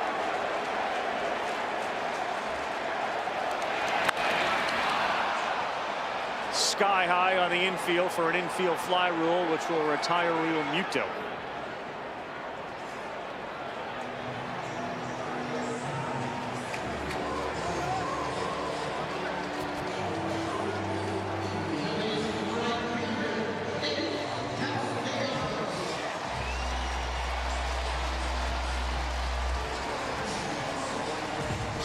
Marlins outfield continues to play very shallow, both in center field and in right field in particular, with Sanchez and Chisholm. Castellanos on the ground to third. Berger has it go off of his arm and does not throw it. An error on Jake Berger to load the bases. He got flat-footed. Got to a spot in a hurry, but he stayed flat-footed at third base instead of using his legs. Watch this. He gets a good jump on it. Sees it, and then right there just puts that head down. And this is where we see this all the time in Atlanta. And I'm going to use Ron Washington as a good chip here. This is where you have to attack the ball with that glove towards the baseball. You can't let it come to you. You have to be the aggressor. And because of it, the ball beats him and eats him up right on the heel.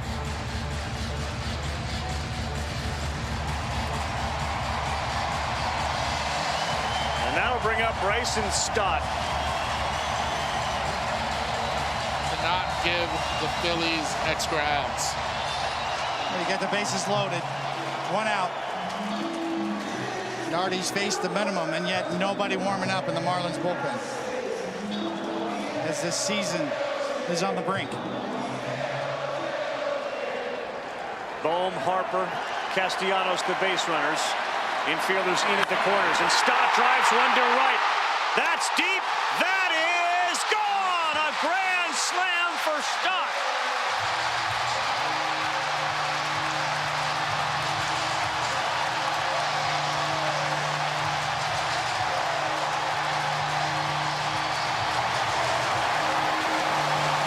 The brink just broke thanks to Bryson Stott's base-clearing granny. The kid that last year struggled to hit the fastball. Went into the offseason, worked on the velo, worked on his approach. Sees the first 95-mile-per-hour pitch that Andrew Nardi throws to him and gifts the Philly fan base a 7-run lead.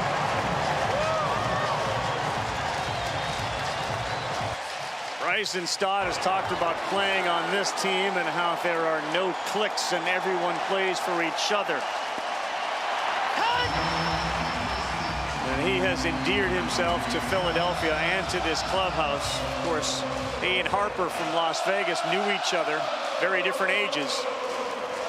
But what an opportunity for Stott, and he delivered the biggest blow of his career, a grand slam to make it 7-0.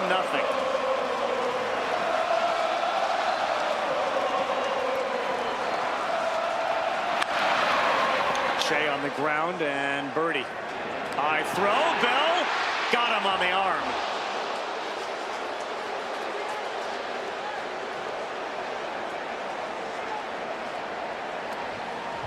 Watch where this fastball is right here. He's looking for it right down the middle, man.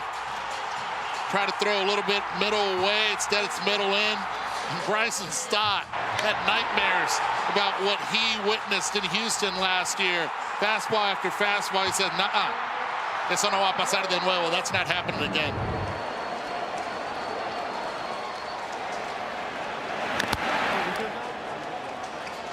Now, he had a Rhys Hoskins quasi slam of the bat, and that ball flew over the wall in right field. It was the second ever Phillies postseason grand slam. The flying Hawaiian Shane Victorino had the other. Mr. Waffen has to get out of the way of that shot. Bases loaded. Hunting the first pitch fastball. Pretty smart. And he got it. And he knew it. To your point, and it's a good one, Eduardo. I mean, this was a kid that got hammered by fastballs last year. He made the adjustment, watching everything, Buster. How'd that feel? Great. Wow. Yeah, not a lot of thoughts really running the bases. It was kind of just a blackout, but it's pretty cool. How about all the work you put in last offseason? You get to high fastballs, then you have that moment. Yeah, I mean, glad to see it's paying off. Tyson, thanks. Carl, back to you. Out of breath, understandably so. He floated around the bases as he delivers the biggest homer of this postseason so far. Hoskins to Stott. Slam dunk. 7-0, heading to the 7th.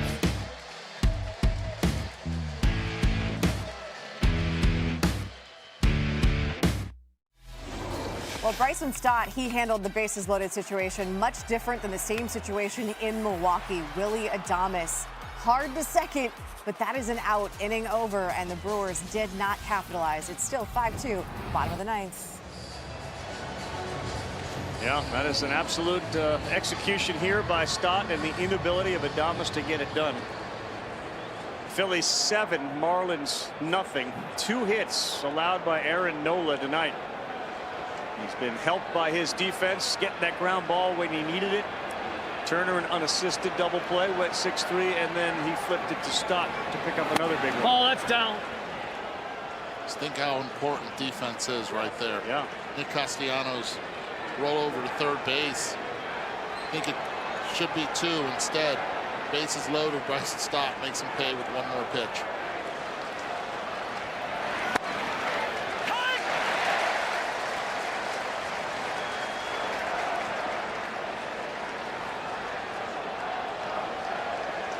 Well, again, that third inning where Birdie get caught going between second and third, and then the Phillies put a couple on to go up 2-zip. And then the ability of the Phillies to turn the double plays, and to your point, Berger's inability to do it. The little things have turned out to be huge difference makers tonight in a must-win game for Miami. And it's 7-0, and your best relievers down in the bullpen, sitting there. Tanner Scott never got a chance to enter the game with a meaningful situation. 1-2 to Soler on the way from Nola. That one is going to scoop foul down the line. Well, you know, it's still the 7th inning and anything can happen, but certainly you start to look forward to a Phillies-Braves division series best-of-5. How appealing is that? That one into left, that's going to get down in front of Pache, and Soler is aboard.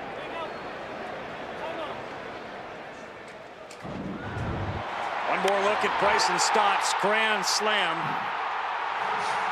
I cannot help to just continue to look at the fans. Have they sat down tonight? I mean, now they finally have 7-0, but while they are hitting, while they are putting the pressure, they have been a huge part of the energy in this building. Second baseman hit 15 homers during the regular season. And I know Philly fans will tell you that 2 guys that have been the most valuable players, the most consistent players, are the second baseman and the third baseman. Bowman, Stott on a team with all the superstars. And there to Bell, 91, right at the knees.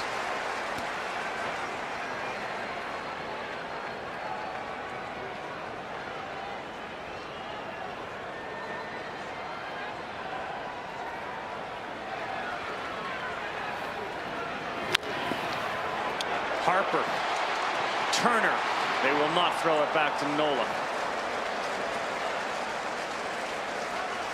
Smart play. It was going to be close. You don't want your pitcher fumbling to find the bag with his foot, risk some injury.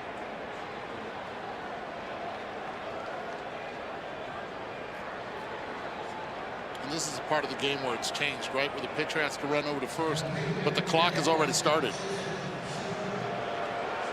12 seconds till he delivers a pitch. The righty Jeff Hoffman, who pitched last night, now warming. Talked about Tanner Scott. You wondered if Ryan Kirkering would get a chance in a 7-0 game, get his playoff feet wet. September call-up. We watched his dad in tears watching his son play. It was an emotional moment and a great moment for the Kirkering family. He's on the roster. Ball, that's all.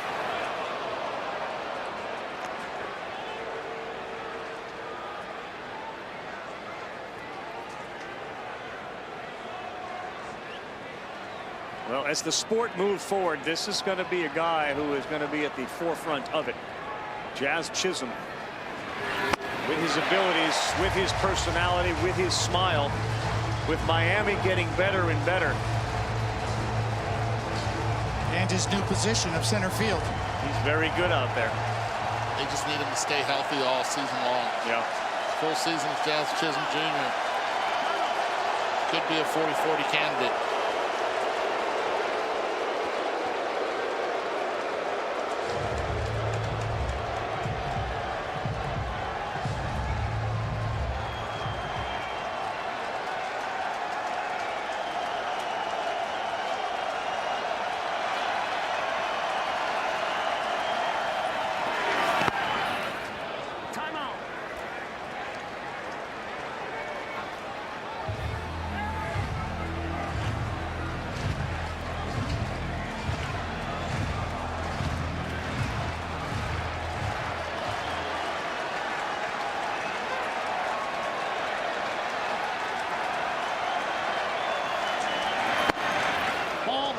take. That's too low.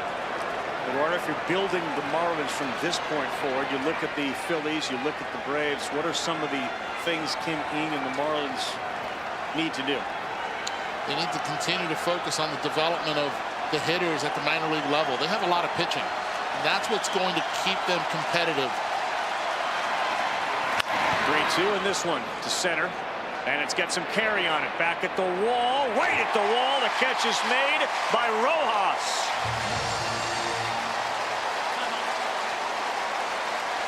He made that look easy. Plays a deep center field, so he's really good in those corners in right center and left center field. Just glides to it.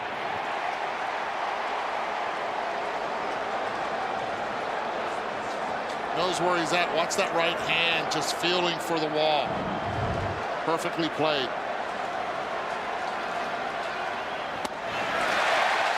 Gary Maddox quality to the way that Rojas roams around out there.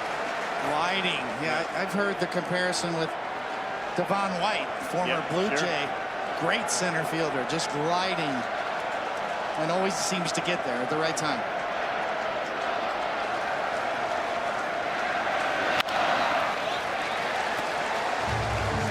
I don't think we've talked enough about the night that guy has had on the mound tonight. Nola's given up no runs. He's a strike away from going 7 innings.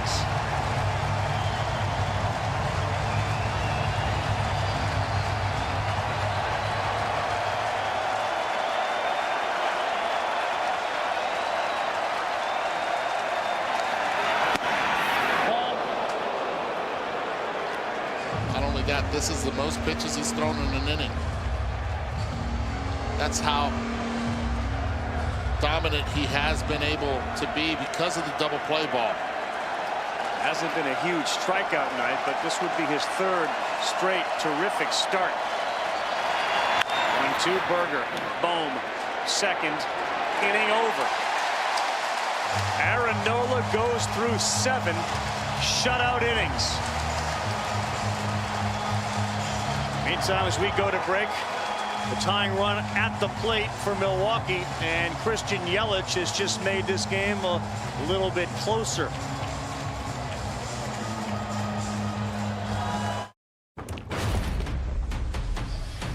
Well, Aaron Nola has had his hand shaken by the manager on a job well done tonight. He was flat out outstanding, and he got all the offensive support he needed early in this game when Rio Muto went yard. They had themselves a 3-0 lead, and then with the bases jammed, Bryson Stott jumped one over the wall in right. A grand slam to join Shane Victorino as the only Phillies to do that in the postseason. It's 7-0 Philadelphia. We'll quickly get an update on that Arizona-Milwaukee game from Nicole, then hear from Aaron Nola. Nicole. We started this day with 4 games to play. We are now down to 1. Christian Yelich doubled. Then the tying run at the plate for the Brewers and William Contreras. But no. Game over. Series over. 5-2. Congrats, D-backs. You now get the Dodgers on Saturday. Well, congratulations to Torey Lovullo. Schwarber up. Let's get it down to Buster. Aaron, what do you feel like you did well tonight? I feel like I filled the zone up. Defense was great behind me. Big double plays tonight, which helped out a lot, especially when the leadoff guy got on. But for the most part, got ahead of the guys. Felt like first pitch strike was there for the most part. But tried to make pitches as best as possible when I needed to. Staff arranged a lot of rest for you guys in the last 6 weeks of the season. Tell me how different you feel this year compared to last year as the playoffs begin. I feel good. Physically, I feel good. I know we brought a 6-man rotation in after the All-Star break, and I wanted to give us more rest, but I feel good. I feel like our staff feels good going into the postseason, especially the wild card, and maybe we still want to throw deep in the games to get these bullpen guys fresh, keep them fresh all postseason, and hopefully we can make a good run. Aaron, thanks. Carl, back to you. Buster, terrific. Congratulations to Aaron Nola. We appreciate Aaron Nola. Bryson Stott doing interviews with us during the game. We're taking a timeout. Nardi's night is over. There's 1 down in the bottom of the 7th. And the only series still going, this one right here.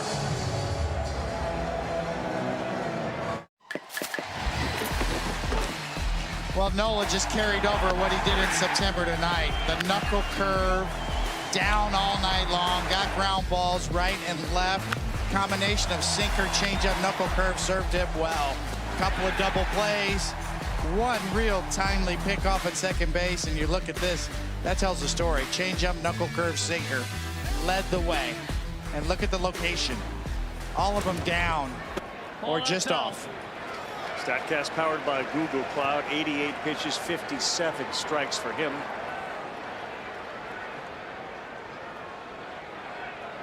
Now JT Chargois here with one out in the 7th. Trey Turner fouls that one off. Well, as you guys mentioned, you know, it's a learning experience for all the young players, but to your point about Skip Schumacher being in this for the first time as well. Turner rips this one left center field. He's watching it. It's going back there, and it goes off the wall. Trey Turner. How about the Phillies' 8th double in 2 games? Yeah, they slugged tonight. They've hit the home run, they've hit the double, and here's another double by Trey Turner. When he hits it, he's like, oh, just missed it. The big difference here is Jazz Chisholm Jr. plays a very shallow center field and a flat-footed center field at that, and because of it, watch the jump and look where he's at. He's got a long ways to go right here. This ball just short hops the fence. A lot of outfielders are playing deep these days, and they're making sure that those plays are caught. That one gets away, and Turner will take third base. Tell you what, Turner's had himself quite a 2 games. He's got 4 hits, and now his 45th postseason game all time. Lousy double. Just a lousy double. 10 extra base hits. The infield will come in. Bohm. Phillies have been terrific with runners in scoring position. And Bohm beats that one. Birdie cuts it off, and that will prevent Turner from coming in.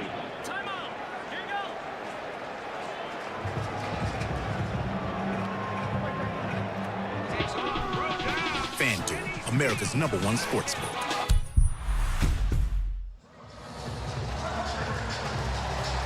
Turner picks up his 11th career postseason double. Go back to that 19 World Series he played, and he hit only 161. So he looks forward to getting back to a World Series and perhaps exercising some of those demons. I got to get one of those Baby Kruk shirts right there. Baby Kruk. Please, please get me one of those. Oh, that is beautiful. The Krucker.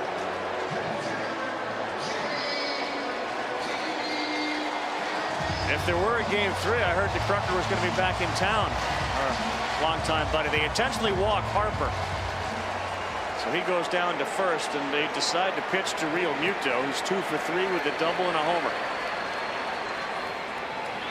Right on right, and Real Muto fouls that back.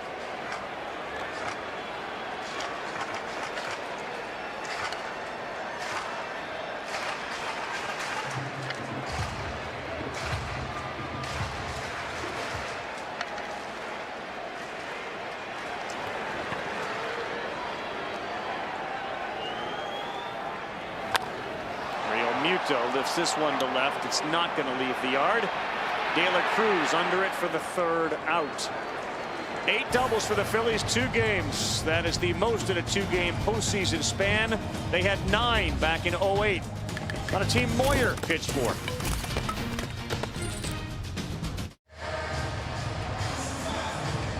Postseason rolls on. The division series just about set. We got 1 more to decide. It looks like the Phillies and Braves are going to meet up. American League Division Series, Fox and FS1. National League will be seen on TBS, and all 4 games will be seen on Saturday, October 7th, with the American League Division Series continuing on Sunday at the National League Series with the day off. What a story this is. Orion Kirkring, 3 games in the regular season, called up in September. So impressed were the Phillies, they said we're going to keep him on the roster here in the postseason. He's got a 98-mile-an-hour fastball and a wipeout breaking pitch. And this year he pitched in Clearwater, Jersey Coast, Double-A Reading, Triple-A Lehigh Valley. There's that pitch. He started out in Clearwater. He started out in Clearwater.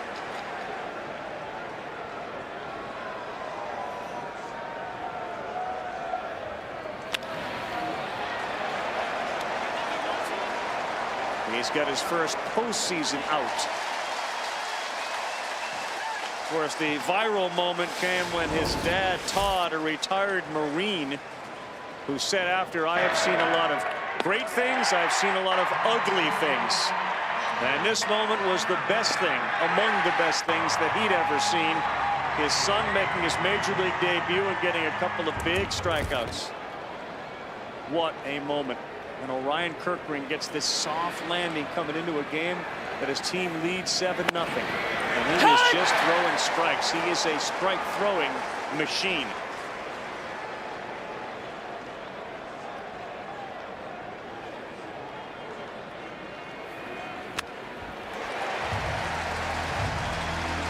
Both he and Hoffman were not even on the radar coming out of training camp.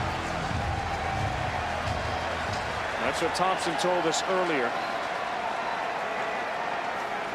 And look at that filth at 88 for a punch out in the postseason. You know it's coming, right? But it's the deception that it has. Pretty nasty. Oh, by the way, in his back pocket, he does also have like between 95 and 97. That's a 3,000 RPM buzzsaw is what that is.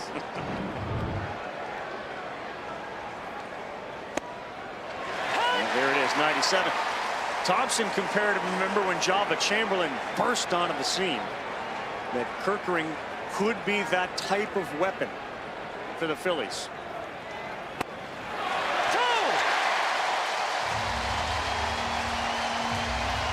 How can you not get excited about this?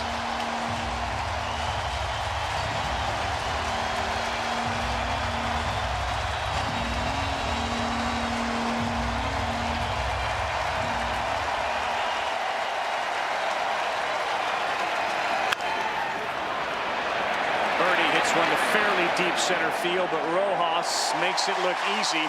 So did Orion Kerkering in his first postseason appearance. 9-pitch inning, 8 strikes. It's a big old party here in Philadelphia. The bank remains open late, 7-zip.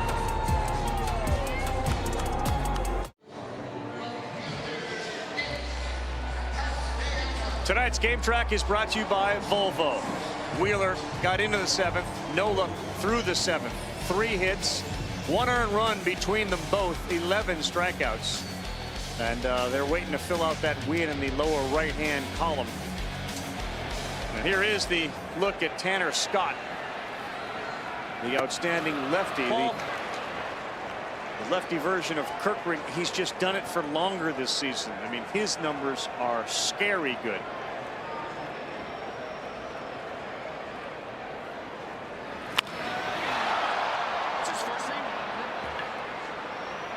Castellanos out. A little different than the energy we saw from Castellanos last night after he got to second base. Then he looked back at his dugout and he held up a finger. That's just something that came out. Honestly, like I didn't think about it. But, I mean, that's why we're here. That's what this game's about, right? This journey is to get that ring. Get that ring. And now here comes the Grand Slam kid, Bryson Stott. He got a huge ovation when he stepped in. But virtually every metric by which Scott is measured, his fastball spin rate, like 99th percentile, his expected slugging, 99th percentile, strike rate, barrel rate, 98th percentile. Every one of those clicks in the high 90 percentiles.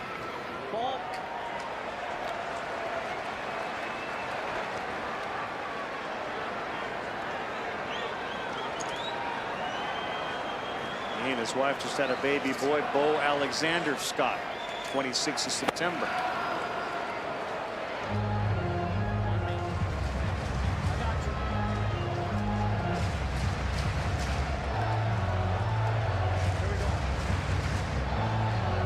He's figured out how to pound the strike zone. Point of emphasis for really every team, but certainly the Marlins this year. And his first pitch strike rate's gone up to just shy of 70%. You don't really need to aim it for the corners when you're throwing 99, right? Just let it fly.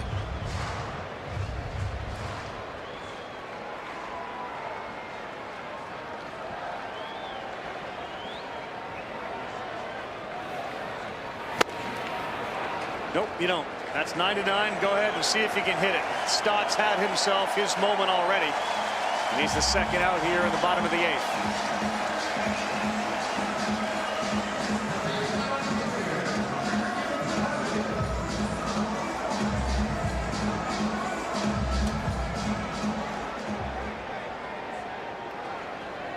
Eduardo, what are you most looking forward to in a Braves-Phillies series? All the loud outs that are going to be hit there. You look at the ability that both teams have, impact leadoff guys. A lot of home runs combined between both. The ability to run the bases well, to field well. It's going to be a battle. And it's not only a battle on the field. The fans at Truist Park, just like the fans here at Citizens Bank Park, they show up. The atmosphere in Atlanta is amazing, that whole area, but boy, that ballpark and this ballpark, a little decibel reader on both, and they'll be off the charts. Rise fires to first, and Scott picks up his third out of the inning. Chance for the Phillies to end it with Stallings, Arise, and Soler coming up in the 9th.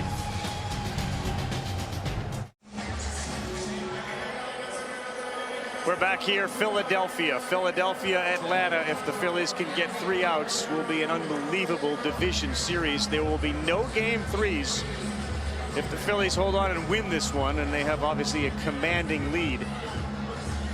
But if you're Rob Thompson and you've been preparing to go deep into October, the first 2 games that you have received check every single box. You know, you've accomplished what you've wanted to with your relievers. Your 2 starters delivered the games they needed to. As Xavier Edwards is a pinch hitter against Gregory Soto.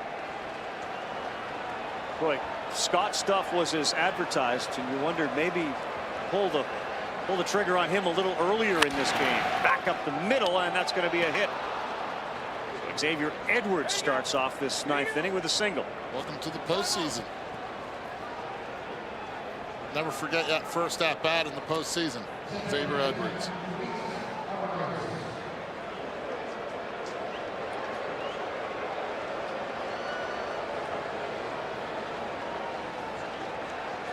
Phillies offense in this series, 11 runs on 18 hits and 10 extra base hits.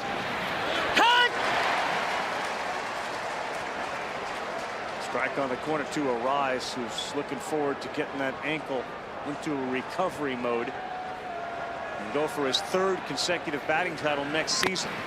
Swings at that one at 88 and misses it. You can see just how painful every swing is on that ankle. Carl, you talk about the potential of a Phillies-Braves series. That'll be like Ali versus Frazier in baseball. Yeah, it will. Like with the 2 lineups, 2 heavyweights.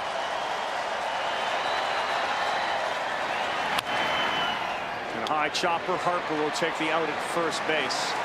Max Fried threw in a simulated game today. They brought all the fans in to watch them play against each other. He went 5 innings, and apparently there was no issues at all. But certainly the Phillies are going into that series as healthy as they can be, while the Braves have some questions and concerns, and the blister on Fried's hand is a big one.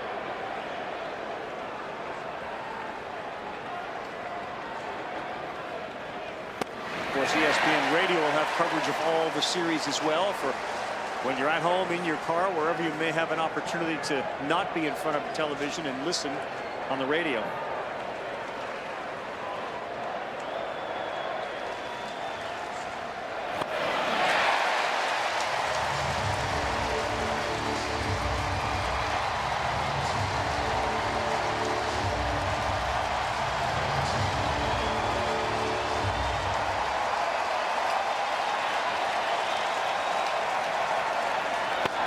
Strike was 100 from Soto.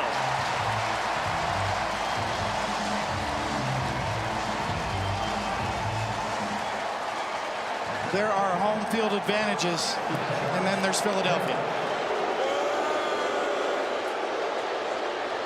Different level of home field advantage here.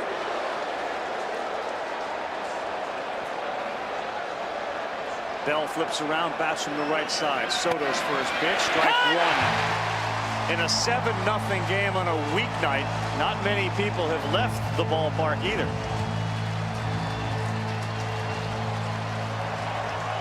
They come early, they stay late.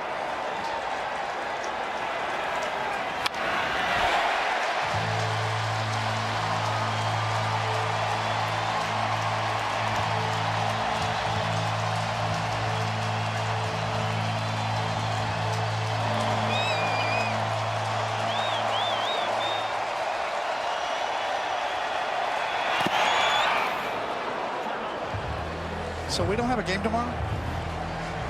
If Gregory Soto can pick up this out, or any of, say, the next 6 guys to come up, no, you probably won't. That's us. That's it for us. That's it. Do it.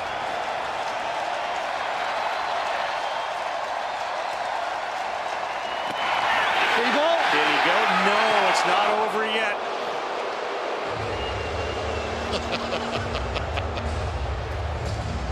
Over 40,000 people. All with a sigh. Not like that. He'll do it again. And a liner that's past Turner, and the shutout is over. And the Marlins get on the board here with 2 outs in the 9th. Bell delivers. Tell you what, he showed up. He grinded at bats, not afraid of anything in, and just continued to battle. Great pickup for the Marlins down the stretch.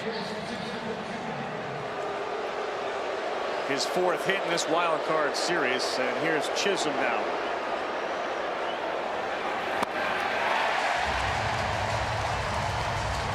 Jazz is 0 for 7 with 3 strikeouts.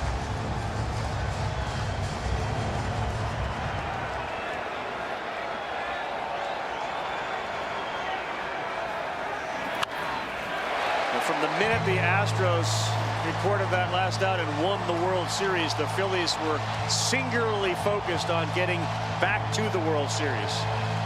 Not having a good season, not necessarily making the postseason, getting back to the World Series.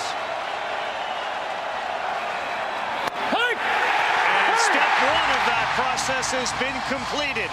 The Phillies 7-1 win the wild card over the Marlins and now get to face the Braves.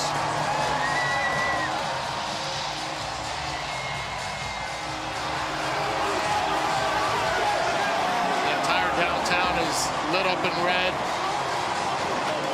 You can hear this stadium miles away. This team isn't built to just get in. This team is built to win. That's what Dave Dombrowski did from the get-go. A $300 million investment in Trey Turner, at least through 2 games, certainly has paid off through the entire season. But again, that standing ovation that he received from this crowd, you talk about the ability of a fan base to influence a team. That was a seminal moment in this season. And Trey Turner's been a different player, and the Phillies have been a different team, and step 1 has been achieved. This looks like a team on a mission. Battle tested, back for more, and Atlanta waits.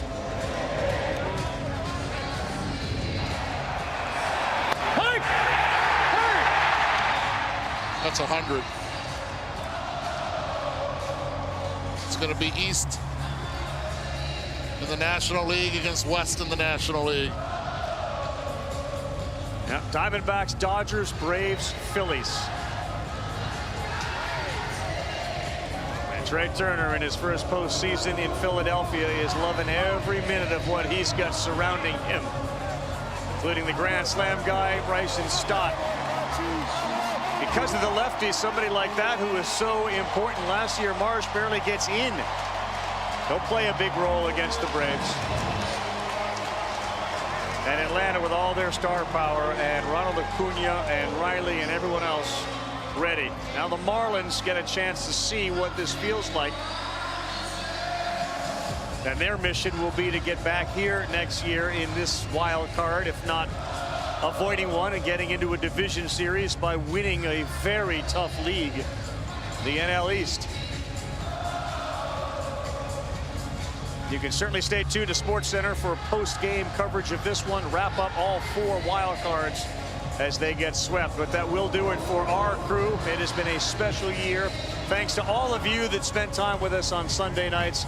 And a special thanks, of course, to my partners here in the booth, Eduardo Perez, David Cohn, and Buster Olney, and everybody behind the scenes. That's it. There's no more tomorrow. I don't want to go home. You don't want to go home. I want more. We'll get plenty when we see you next season. Congratulations to all the winners, and here in Philadelphia, the Phillies. For everyone involved with ESPN's baseball coverage, I proudly say thank you for watching. I'm Carl Ravitch. It's time now for SportsCenter as the Phillies win the series.